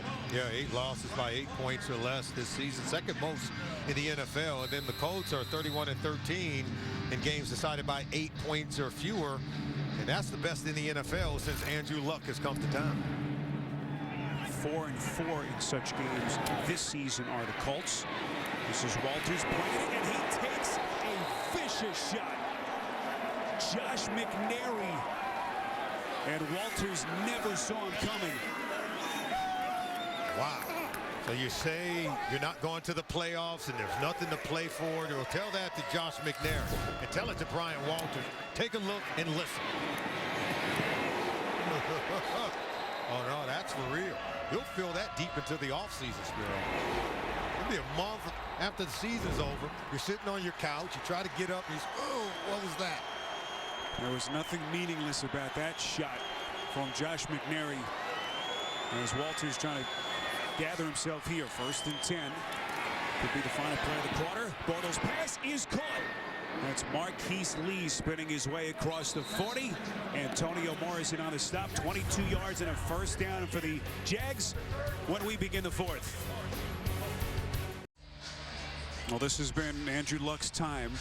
Most passing touchdowns in the 4th quarter since 2015, the beginning of last season. Some pretty good company on that list.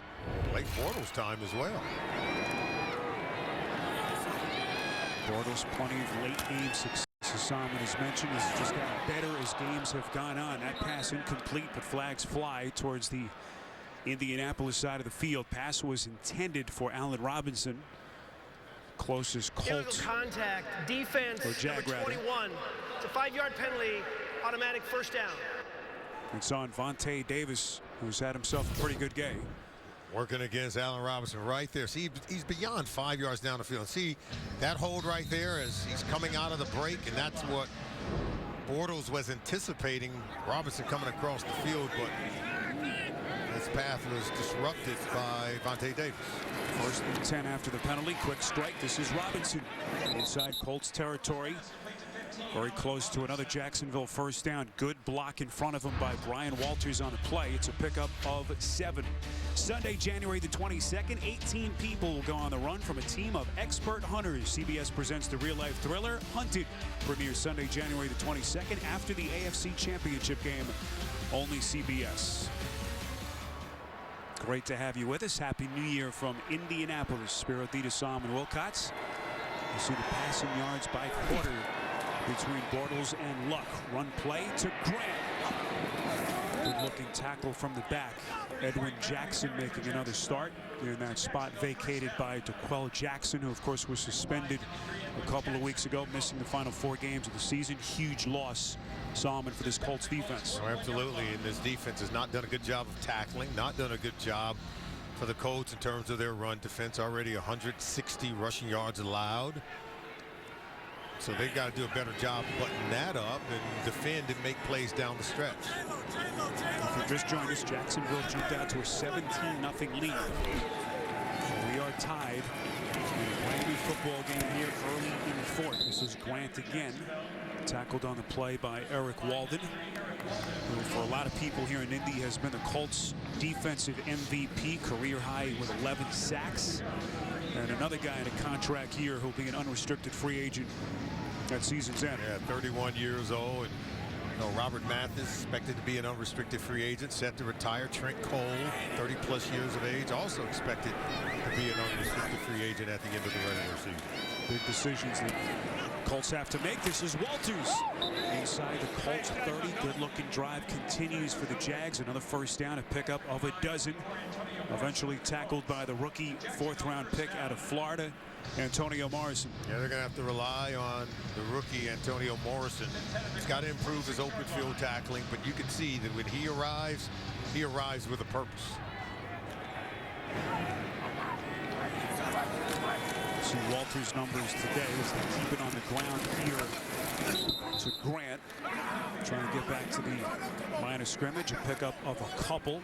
Tackled on the play by David Parry. We mentioned the injuries that the Colts have had to deal with defensively. No Darius Butler, no Rashawn Melvin, 2 guys in their secondary.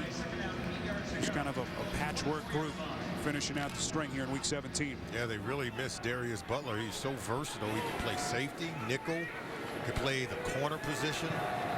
Hurt himself tackling one of the runners last week against Oakland and out of today's game. Bortles on 2nd and 8, finding lead, and the football comes loose. What's the call here? They'll say incomplete. They'll call it a bang-bang play. Incompletion. They say that Lee never had control of the football. It's catch, feet, and time. That's what Dean Blandino, the official head, always say. Incomplete. Catch, feet, and time. What does that time mean? Time to protect yourself. And then, of course, he was going to the ground, so he's got to be able to control that catch as he's making the fall to the ground. And he never made it. That ball was coming out before he hit. So that's going to be an incompleted pass. No sense of even looking at that again. Fans looking at the replay groaning. Felt like it was a little bit closer, but play resumes nonetheless. 3rd and 8. Football comes loose. Bortles going down, and it's Indianapolis football. Robert Mathis on the recovery. Mathis making a play in what is expected to be the final game of his 14-year career. He comes on the stunt. He gets the strip, and he gets the recovery of the fumble. Robert Mathis to the rescue. Oh, what a moment for Robert Mathis. As, of course, he announced earlier this week that this will indeed be the final game of his incredible NFL career. 41st career strip sack to get Luck and company the football back as he extends his own NFL record. And Solomon will miss seeing him coming around the corner. This was his first ever career strip sack, September 14th, 03 against the late Steve McNair. And then in Peyton Manning's return game in 2013, huge defensive play. Yeah, that one is the sack heard around the world. Talked about that one all week, and then this one today. His 41st career strip sack, 123rd career sack. And look, he's going to keep that one and hand it over to a loved one. That'll have a nice little place on his trophy mantle. And what a career it's been. Forever the underdog. 5th-round pick out of a small school, Alabama A&M. Always played with that chip on his shoulder. And what a moment. A guy as respected as there is in that Colts locker room. Yeah, Chuck Pagano talked about him, said he's a team first, self second kind of guy. He said he wasn't even under contract when Pagano arrived here in 2012. They sat down, told him the kind of scheme they were going to be running, quite different than the 4-3 scheme they ran under Tony Dungy. But he bought in and has become an impact player, or at least remained one. Great defensive play by Puzlesny. That pass intended for Doyle. Well, this was a day that didn't start well for this Colts defense, but Mathis with the big play, and the emotions were overflowing for him right at the start. Yeah, and you can see everyone here wanted to honor him, knowing it would be his last game to culminate what has been 14 years of stellar play and huge underdog success. This is a guy that has worked tirelessly after being a 5th-round pick from a small school. They said he was too small to play that defensive end position in the NFL, and all he's done is prove everyone wrong. Luck on 3rd and 9. That pass is caught. Hilton inside the Jacksonville 45, close to the 43, and that is enough for an Indianapolis first down, a pickup of 9. All these milestones being had by Robert Mathis and Frank Gordon.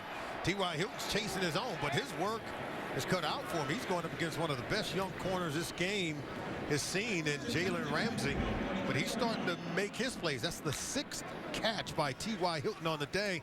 He's 5 yards shy of 100 yards receiving. Incredible. Inside of 10 minutes, 1st and 10. Luck once again will run with it. There's a flag thrown right around the line of scrimmage. Could be a hold coming back as Luck finds his way inside the 40. Offense, number 72. 10-yard penalty, replay first down. That's the starting left guard, Jonathan Harrison, who was lauded by Chuck Pagano this week for fighting through injuries and playing very well of late. Yeah, Harrison's area is right there. It's a nice little takedown against Malik Jackson. So only the 3rd Indianapolis penalty today, 1st and 20 as a result, as they will mark it back at the Indy 42. Again.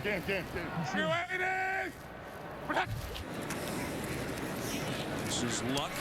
Feels the initial pressure, steps away, finds Turbin, definitely done by Luck, as Turbin takes on some hard hits inside the Jacksonville side of the field to pick up a 4.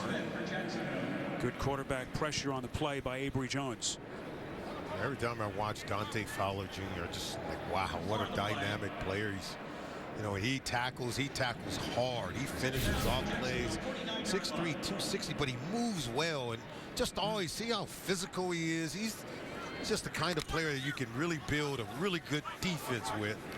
He nearly knocked the ball away from Robert Turbin on that. He's a guy who just seems to like the contact. This is Luck, 2nd and 16. Fires, ball side of the field, it's caught. Chester Rogers on a comebacker. First down and more for the Colts.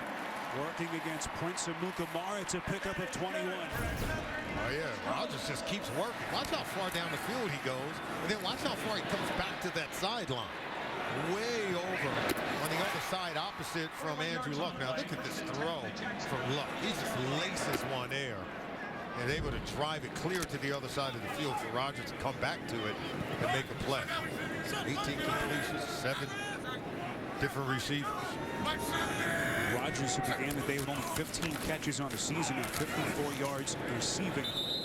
As we hit the 8-minute mark now in this 4th quarter, and Luck, who was very ragged, looked to be struggling some early in this game, has figured some things out and has looked like a different quarterback. That's what I love about Andrew Luck. He still is a young quarterback in his 6th season, but he gets better. I mean, he's the kind of guy that if there are some struggles early, he doesn't lose confidence. He never is shaken in a game, no matter how much he's hit, hurried, or harassed. He continues to just stay with it, and the team kind of rallies around him, and he finds himself in this situation where he can get the come from behind win. Luck fumbles the snap. Who's got it here? Jacksonville says it's their ball, and it is. A muffed snap between Kelly and Luck. 2nd Indianapolis turnover. It's Senderick Marks able to make the recovery. So disaster for Indy's offense. Jacksonville gets it back in a tie game. Well, who says you can't have a little fun while you're hard at work? Those guys can fix anything, can't they? They certainly can. Our fantastic crew. Annette Torgerson, Jean-Marie Martin, Mark Schaefer, Mark Altman, Brian Raines, and Tom Brunt. Of course, the very handsome Scott Martin, who you saw in the truck, Ryan Pavlicek. Special thanks to our fantastic CBS crew. Run, play, call. That's Bortles calling his own number. Able to trip his way close. Saw him into the 35-yard line. So after another Indy turnover, between that muffed snap, which, by the way, appeared to be on Andrew Luck, Bortles has it again. Yeah, I thought he could have hung in there. You got to make sure you take the ball away from your center. Now, Kelly's going to get it in there. Now he's got to take it. He started to pull out before he secured the football. And I think Andrew Luck will tell you that one's on him. Bortles from the shotgun on 2nd and 7. Turns, quick strike, finding Lee near side. Maneuvers across the 40 for a Jacksonville first down, a pickup of 9. To New York, JB and Boomer. New England creates a turnover, and Damian Williams fumbled the ball. They return it all the way down inside the 20-yard line. Tom Brady, LeGarrette Blount take it in from there. That's LeGarrette Blount's 18th rushing touchdown of the season. Two-point conversion was good. They now lead 35-14 and look to have the #1 seed locked up in the AFC. Spiro and Solomon. That'll be a very tough team to contend with, as they will have home field advantage. Solomon throughout the postseason, as Bill Belichick and Tom Brady again gearing up for what they hope will be another deep postseason run. All I have to say, when you see the Patriots get home field advantage throughout the playoffs, because who's going to go into Gillette Stadium and beat them? I thought the Raiders had a good shot as long as there was a healthy Derek Carr. Maybe Kansas City, I just don't know that they have enough firepower to be able to go in and do that. Pittsburgh, maybe. What do you think? I mean, their secondary is their Achilles heel. I'm just not so sure. The Steelers certainly have the offensive firepower, but you're right, their defense is the question.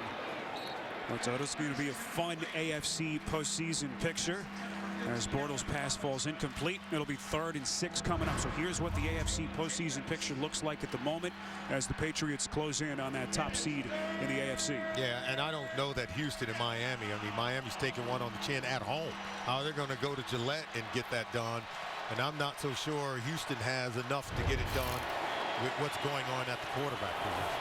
And by the way, Tom Savage lost in that game for the Texans with a concussion. So Brock Osweiler, who lost his job just recently, back into the fold. This is Bortles on 3rd and 6, escaping disaster and completes on the run. Allen Robinson with the first down catch. What a play by Bortles, evading the sack. A pickup of 11. And this is maybe where Bortles really has to prove himself in the 4th quarter. Tied game on the road against a divisional opponent.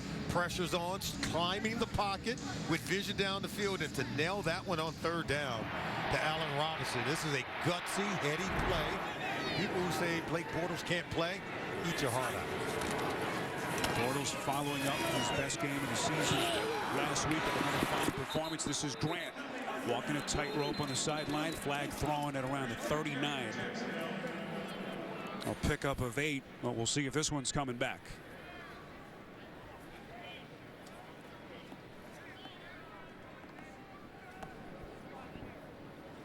Looking for a hold. I mean, officials are gathering. Holding. Offense, number 48. It's a 10-yard penalty for the spot of the foul. We'll replay first down. That's the rookie tight end Alex Ellis, whom they signed off their practice squad earlier this season. 4th holding call, Solomon, against the Jags today. Yeah, you know, you just got to understand the situation. There he is right there. See him. There's a hold right at the end. I don't know. I thought he had his hands inside working against Trent Cole. Not so sure. Thought the kid was giving it a real good try. So that negates a good run by Grant. And now 1st and 20 after the penalty, just inside midfield. Bortles to the air, And it is caught. That's Robinson again over the 70-yard mark now on the day. A little slant against Vontae Davis, a pickup of 15. Yeah, that deep 6 in breaking route.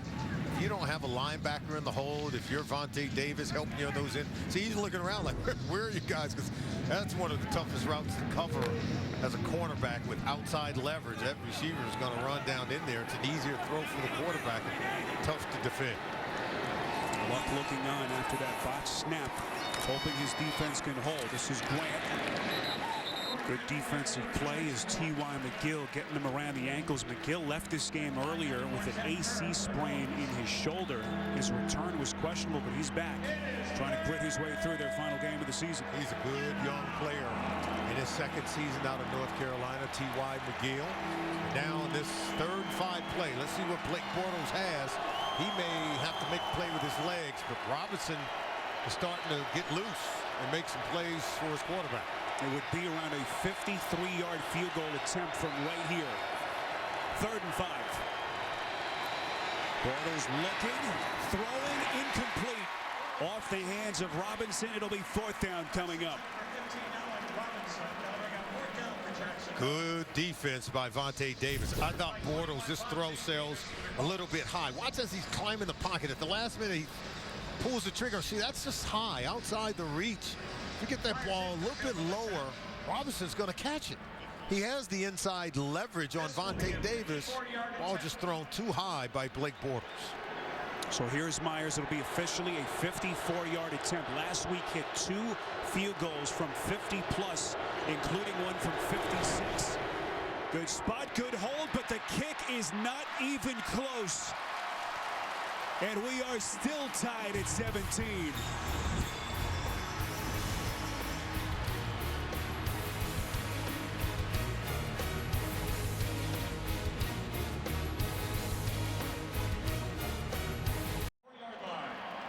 Well, the unforgiving world of being an NFL kicker. Jason Myers just 1 week removed from a terrific outing last week against the Titans. Couple of 50-yard kicks. And this is here from 54. Now making it even worse, Solomon, and give Luck a short field. On 1st and 10, he is buried again. It's Yannick Ngakoue and Malik Jackson, I beg your pardon, getting there first. Malik Jackson, he is one of the pillars to this defense. And take a look at him in a hurry. Comes through against Joe Haig, and that's where you could see the confusion of these young offensive linemen. If you give them some kind of stunt, some kind of twist with those defensive linemen against this young group, miscommunication, poor anticipation, spells bad news for the quarterback, Andrew Luck. Jackson approaching his career high in sacks, now 5.5 on the season. His career best is 6. After the play, and a pass from Luck intended for Rodgers, trying to make a nifty diving catch, incomplete. Now it'll be 3rd and 17. Josh Johnson, these young corners, they compete. I mean, they play hard. Jalen Ramsey, Johnson there, they play hard. I love this defense. I'm going to be expecting big things from this group in 2017. We've had 4 turnovers in this game, by the way. 0 points scored off of them between both of these teams. Both teams with 9 minutes left. Also the 2-minute warning upcoming with 2:40 remaining. Luck on 3rd and 17. Pocket collapses and he is buried yet again. Malik Jackson and Ngakoue meeting at the quarterback. 4th sack of Luck today. It's a loss of 7. Ngakoue, that rookie you talked about, 3rd round pick out of Maryland. Malik Jackson, and they run a stunt. I mean, they run a twist where one comes underneath in the inside, one comes around from the outside. This offensive line with 3 rookies on the starting group can't handle it. Jackson fired up on that Jacksonville sideline. As we reach the 2-minute warning, tied at 17 on CBS. Final 2 minutes, all tied at 17. Colts with 17 unanswered points after falling into that 17-0 hole to begin. And unable to do anything, Solomon, with that possession on a 4th and 24, sending Pat McAfee onto the field. And this punt is blocked. is loose. It's recovered by Morris, and he flicks it back to McAfee. Live football, but they are able to bring him down. It was Dan Skuta on the block. Late flag comes in at the end of the play. What a turn of events, and what a special teams play by Skuta. Skuta just beats Morrison. And there's no stunt, there's no twist. He just comes right off the ball and goes right by Morrison to block this punt. Watch him there, 44. Morrison just whiffs. Just want to give our producer Ryan Galvin credit because he said, watch the block. And I said, how'd you know that was going to happen? He said that in my ear before the snap of the ball. Ryan looking into his crystal ball as you see another look at that incredible play by Skuta. And a big letdown by Pagano and his special teams here with $1:50 left. And this game's still hanging in the balance. Oh, this has been a good, complete team effort by these Jaguars. We know they scored on their first 2 possessions of the game offensively. The defense has played lights out. And now the special teams makes a play despite Myers missing 2 field goals in this game that will allow them to lead this game easily. Now they get the block punt. Just an incredibly long conference here. Now the groans could potentially be Salmon maybe about the lateral at the end of the play. Yeah, in terms of where to place the ball. Because if the lateral was illegal, and that's going to have to come back, and do they penalize them? And then where do they place the ball if the penalty is upheld? First McAfee punt that has been blocked this season. 4th time it's happened in his career. Nothing that he could have done there as Skuta came in just about untouched. Well, whatever it is, you got to figure it out here at some point. Our referee, Clete Blakeman, just trying to get this right with 1:50 left. Both teams with all 3 timeouts left, and this one all tied at 17. Well, Clete Blakeman and his group, they do a wonderful job of facilitating and managing a game. And I think it's good to have the conversation to get it right and understand the permutations of what could happen to give the coach the best information so they can make a good decision. Just seems like this is a situation that none of these officials have been in before. Could be leading to some of the extended conversation here. We know that the communication between the on-field officials in New York, Dean Blandino and his crew, have been enhanced the last couple of years, and now these fans starting to boo. And Solomon, I can't blame them. Yeah, sooner or later you got to get on with it. But what would you rather, an expeditious decision or the right decision? I mean, you'd like to have both, but if you had to choose one or the other, you know, we want it to be right.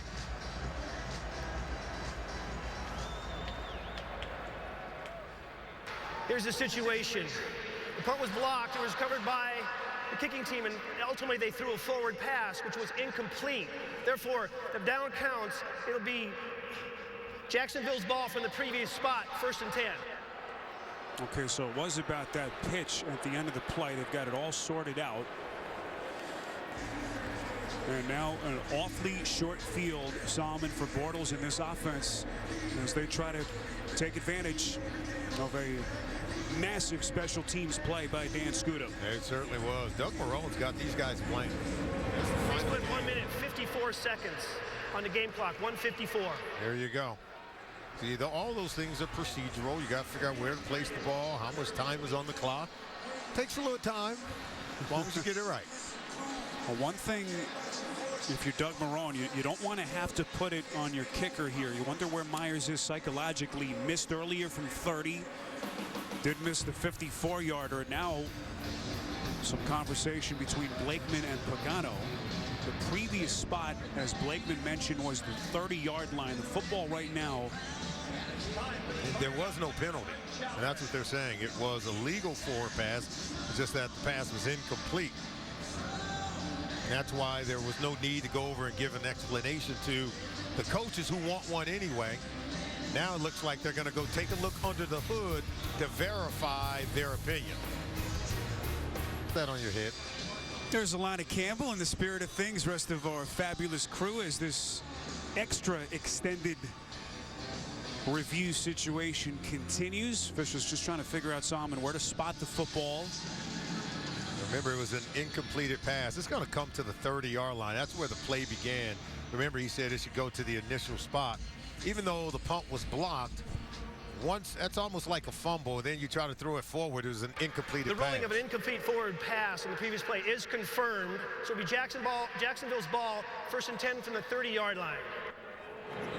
Well, that turns out to be about a 10-minute review process. They finally have it sorted out. They'll spot the football at the 30.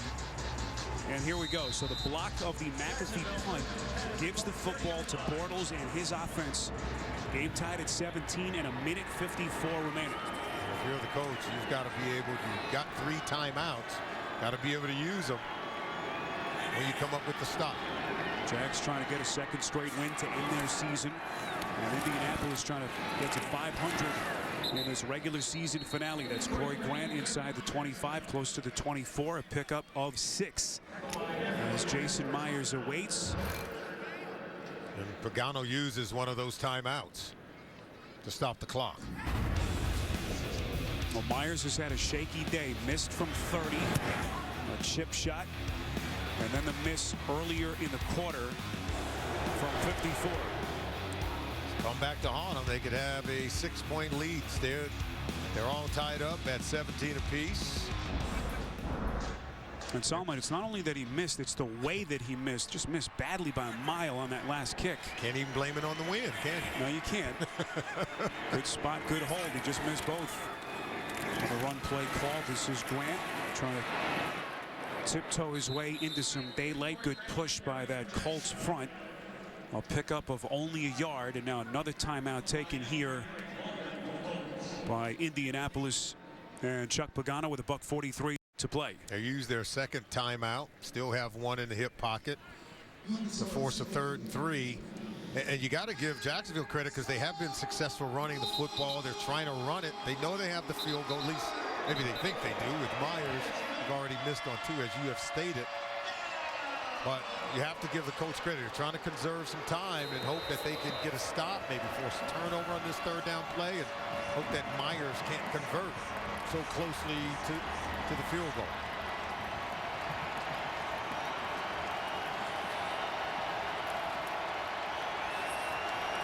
Third and 3. Grant won't get there. Well short.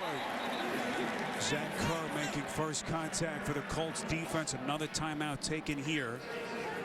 As Pagano and company will take their final timeout. Minute 38 to play. And now what is going through the mind of Jason Myers, getting ready for what could be a go-ahead kick. Coming up next, the Raiders out to win the AFC West as they pay a visit to Denver to take on the Broncos, or some of you will see the Chiefs battle the Chargers. Check your local listings on CBS. Again, we told you about Myers' game last week. A couple of 50-yard makes seemed to be flying high, but here he is after a couple of misses today. It'll be a 41-yard attempt to try to put the Jags in front. And I believe both misses were wide right. So let's see if he can make the correction, but not overcorrect. Dan Scooter with the block punt to give him a chance. Good snap, good hold. Myers is perfect. Showing some mental fortitude, and Jacksonville back in front. Nerves of a cat burglar. He's able to right the ship and knock that one through, much to the delight of his quarterback, Blake Bortles. Oh no, this one,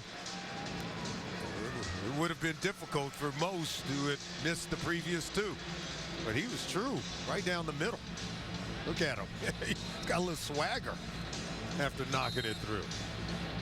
Again, all made possible by the block punt by Dan Scooter. As Chuck Pagano looking on. His Colts now down 3 with a minute 33 to play. Another look at the block punt by Scooter. Scooter just comes right by 44 Morrison. able to block it. And because of the bounce of the ball, it almost like it hit McAfee and kind of ricocheted, allowed them to recover it and throw it. I think Colts were fortunate that wasn't blocked in return for a touchdown. Here's Doug Marrone trying to get his second win as interim coach. Talked about how difficult it was to see his good friend and the man who brought him to Jacksonville, Gus Bradley, fired back on December the 18th. You see Adam Vinatieri trying to get that old right leg warmed up on the Indianapolis sideline. Just celebrated his 44th birthday this week on Wednesday, hoping to get a chance to tie this game. Here comes Andrew Luck. So many come from behind performances over the course of his 5-year career. Looking for some late game magic once again. He's got no timeouts to work with. They had to burn them all just to conserve the 1:33 you see left on the clock. Thought they used the timeouts wisely, and now Luck has to work without any. 1:33 to play. You see how the no timeouts affect their play calling here. They keep it over the middle of the field. That's caught. Tight end Jack Doyle. That clock running with 1:25 left to pick up of 9. This is, if you're Jacksonville, defend the sideline. You can let them catch it over the middle of the field, just not deep over the middle of the field. Second and short, looking over the middle. That's caught. Chester Rogers inside Jacksonville territory. First down pickup of 18, but that clock is running fast. I mean, you still want to play defense. You'd say just let them catch it. They've got to take a look at it to be sure that they caught it. You see the football kind of ricocheted away. You saw him in the air, he was spotted, and that's a little bit of a break for the Colts as they have to stop the clock and get it reset. He's got to maintain that catch, as I thought he did. So first and 10, 56 seconds. Lucky man slinging it, and it's caught. They are marching right down the field. Dorsett, a pickup of 19 as they move the chains again. That time, Tashawn Gibson ran himself right out of the coverage, opened up a huge window for Andrew Luck to drive that pass home. So Luck with 3 quick completions right down the field. Now, see number 39, Tashawn Gibson, he vacated the area, allowed Philip Dorsett the opening deep down the middle of the field. Luck has been on fire. 3 for 3 on the drive. Completions of 9, 18, and 19 yards. Second and 10. Underneath, it's caught. That's the running back, Robert Turbin, and he is inside the 15. Now you either clock it, stop the clock. That's right. And now a late flag in. You saw the late defender coming on. All kinds of confusion on that Jacksonville sideline. Offside. Defense. Number 93. The 5-yard penalty. Still first down. That was Tyson Alu. And right now, if you're the Colts, Solomon, you're thinking maybe 6. Oh, absolutely. They're trying to score. And how about Luck? He got up there real quick to clock it. But in the meantime, Tyson Alu was offsides. And so they're able to move even closer to the goal line. Ball at the 10-yard line. Again, the other critical thing here, they can't stop the clock with a timeout to get the field goal unit onto the field. And that has to play a factor in their thinking. First and 5. That pass is caught. Inside the 5. It's Dorsett. No timeouts remaining, so that clock is ticking. Got to clock it. Down the ball. There you go. So 14 seconds left. It'll be a second down coming up as we take another look. I thought this ball was going to be thrown out to the boundary over there to Robert Turbin. Instead, it goes to Dorsett. He nearly gets it in. And the Jaguars defense has been good all day long. We talk about situational football. How about being able to play inside of 2 minutes against a hurry up, and they just allowed them, just let them catch the ball over the middle of the field every step and on just about every throw from Andrew Luck. This play, the 7th play of the drive, they've covered 74 yards. Second and goal. Luck, end zone caught. Jack Doyle for the Indianapolis touchdown. And the Colts taking the lead with 9 seconds left. Spirit, we said that this is the demeanor and mentality of Andrew Luck. That the game could be as sloppy, the game could be played as poorly. He's had a couple of turnovers, some bad decisions. But when the game is on the line, it never gets away from him. And he just continues to hang in there and make plays. And take a look at this throw. The Doyle in between the defenders playing zone coverage. He sits down in between the zone. The laser from Luck. Game-winning touchdown. Luck drives him 8 plays, 75 yards in 1:24 seconds. No timeouts at his disposal. Vinatieri's point after good, but this one will have to be potentially kicked again.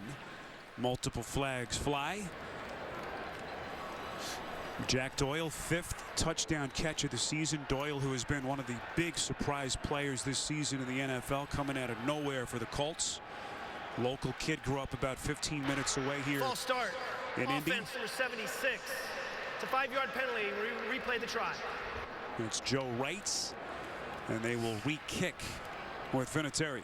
You know, these extra points are important now. I mean, this is important. You can put the game in jeopardy if you can't convert here.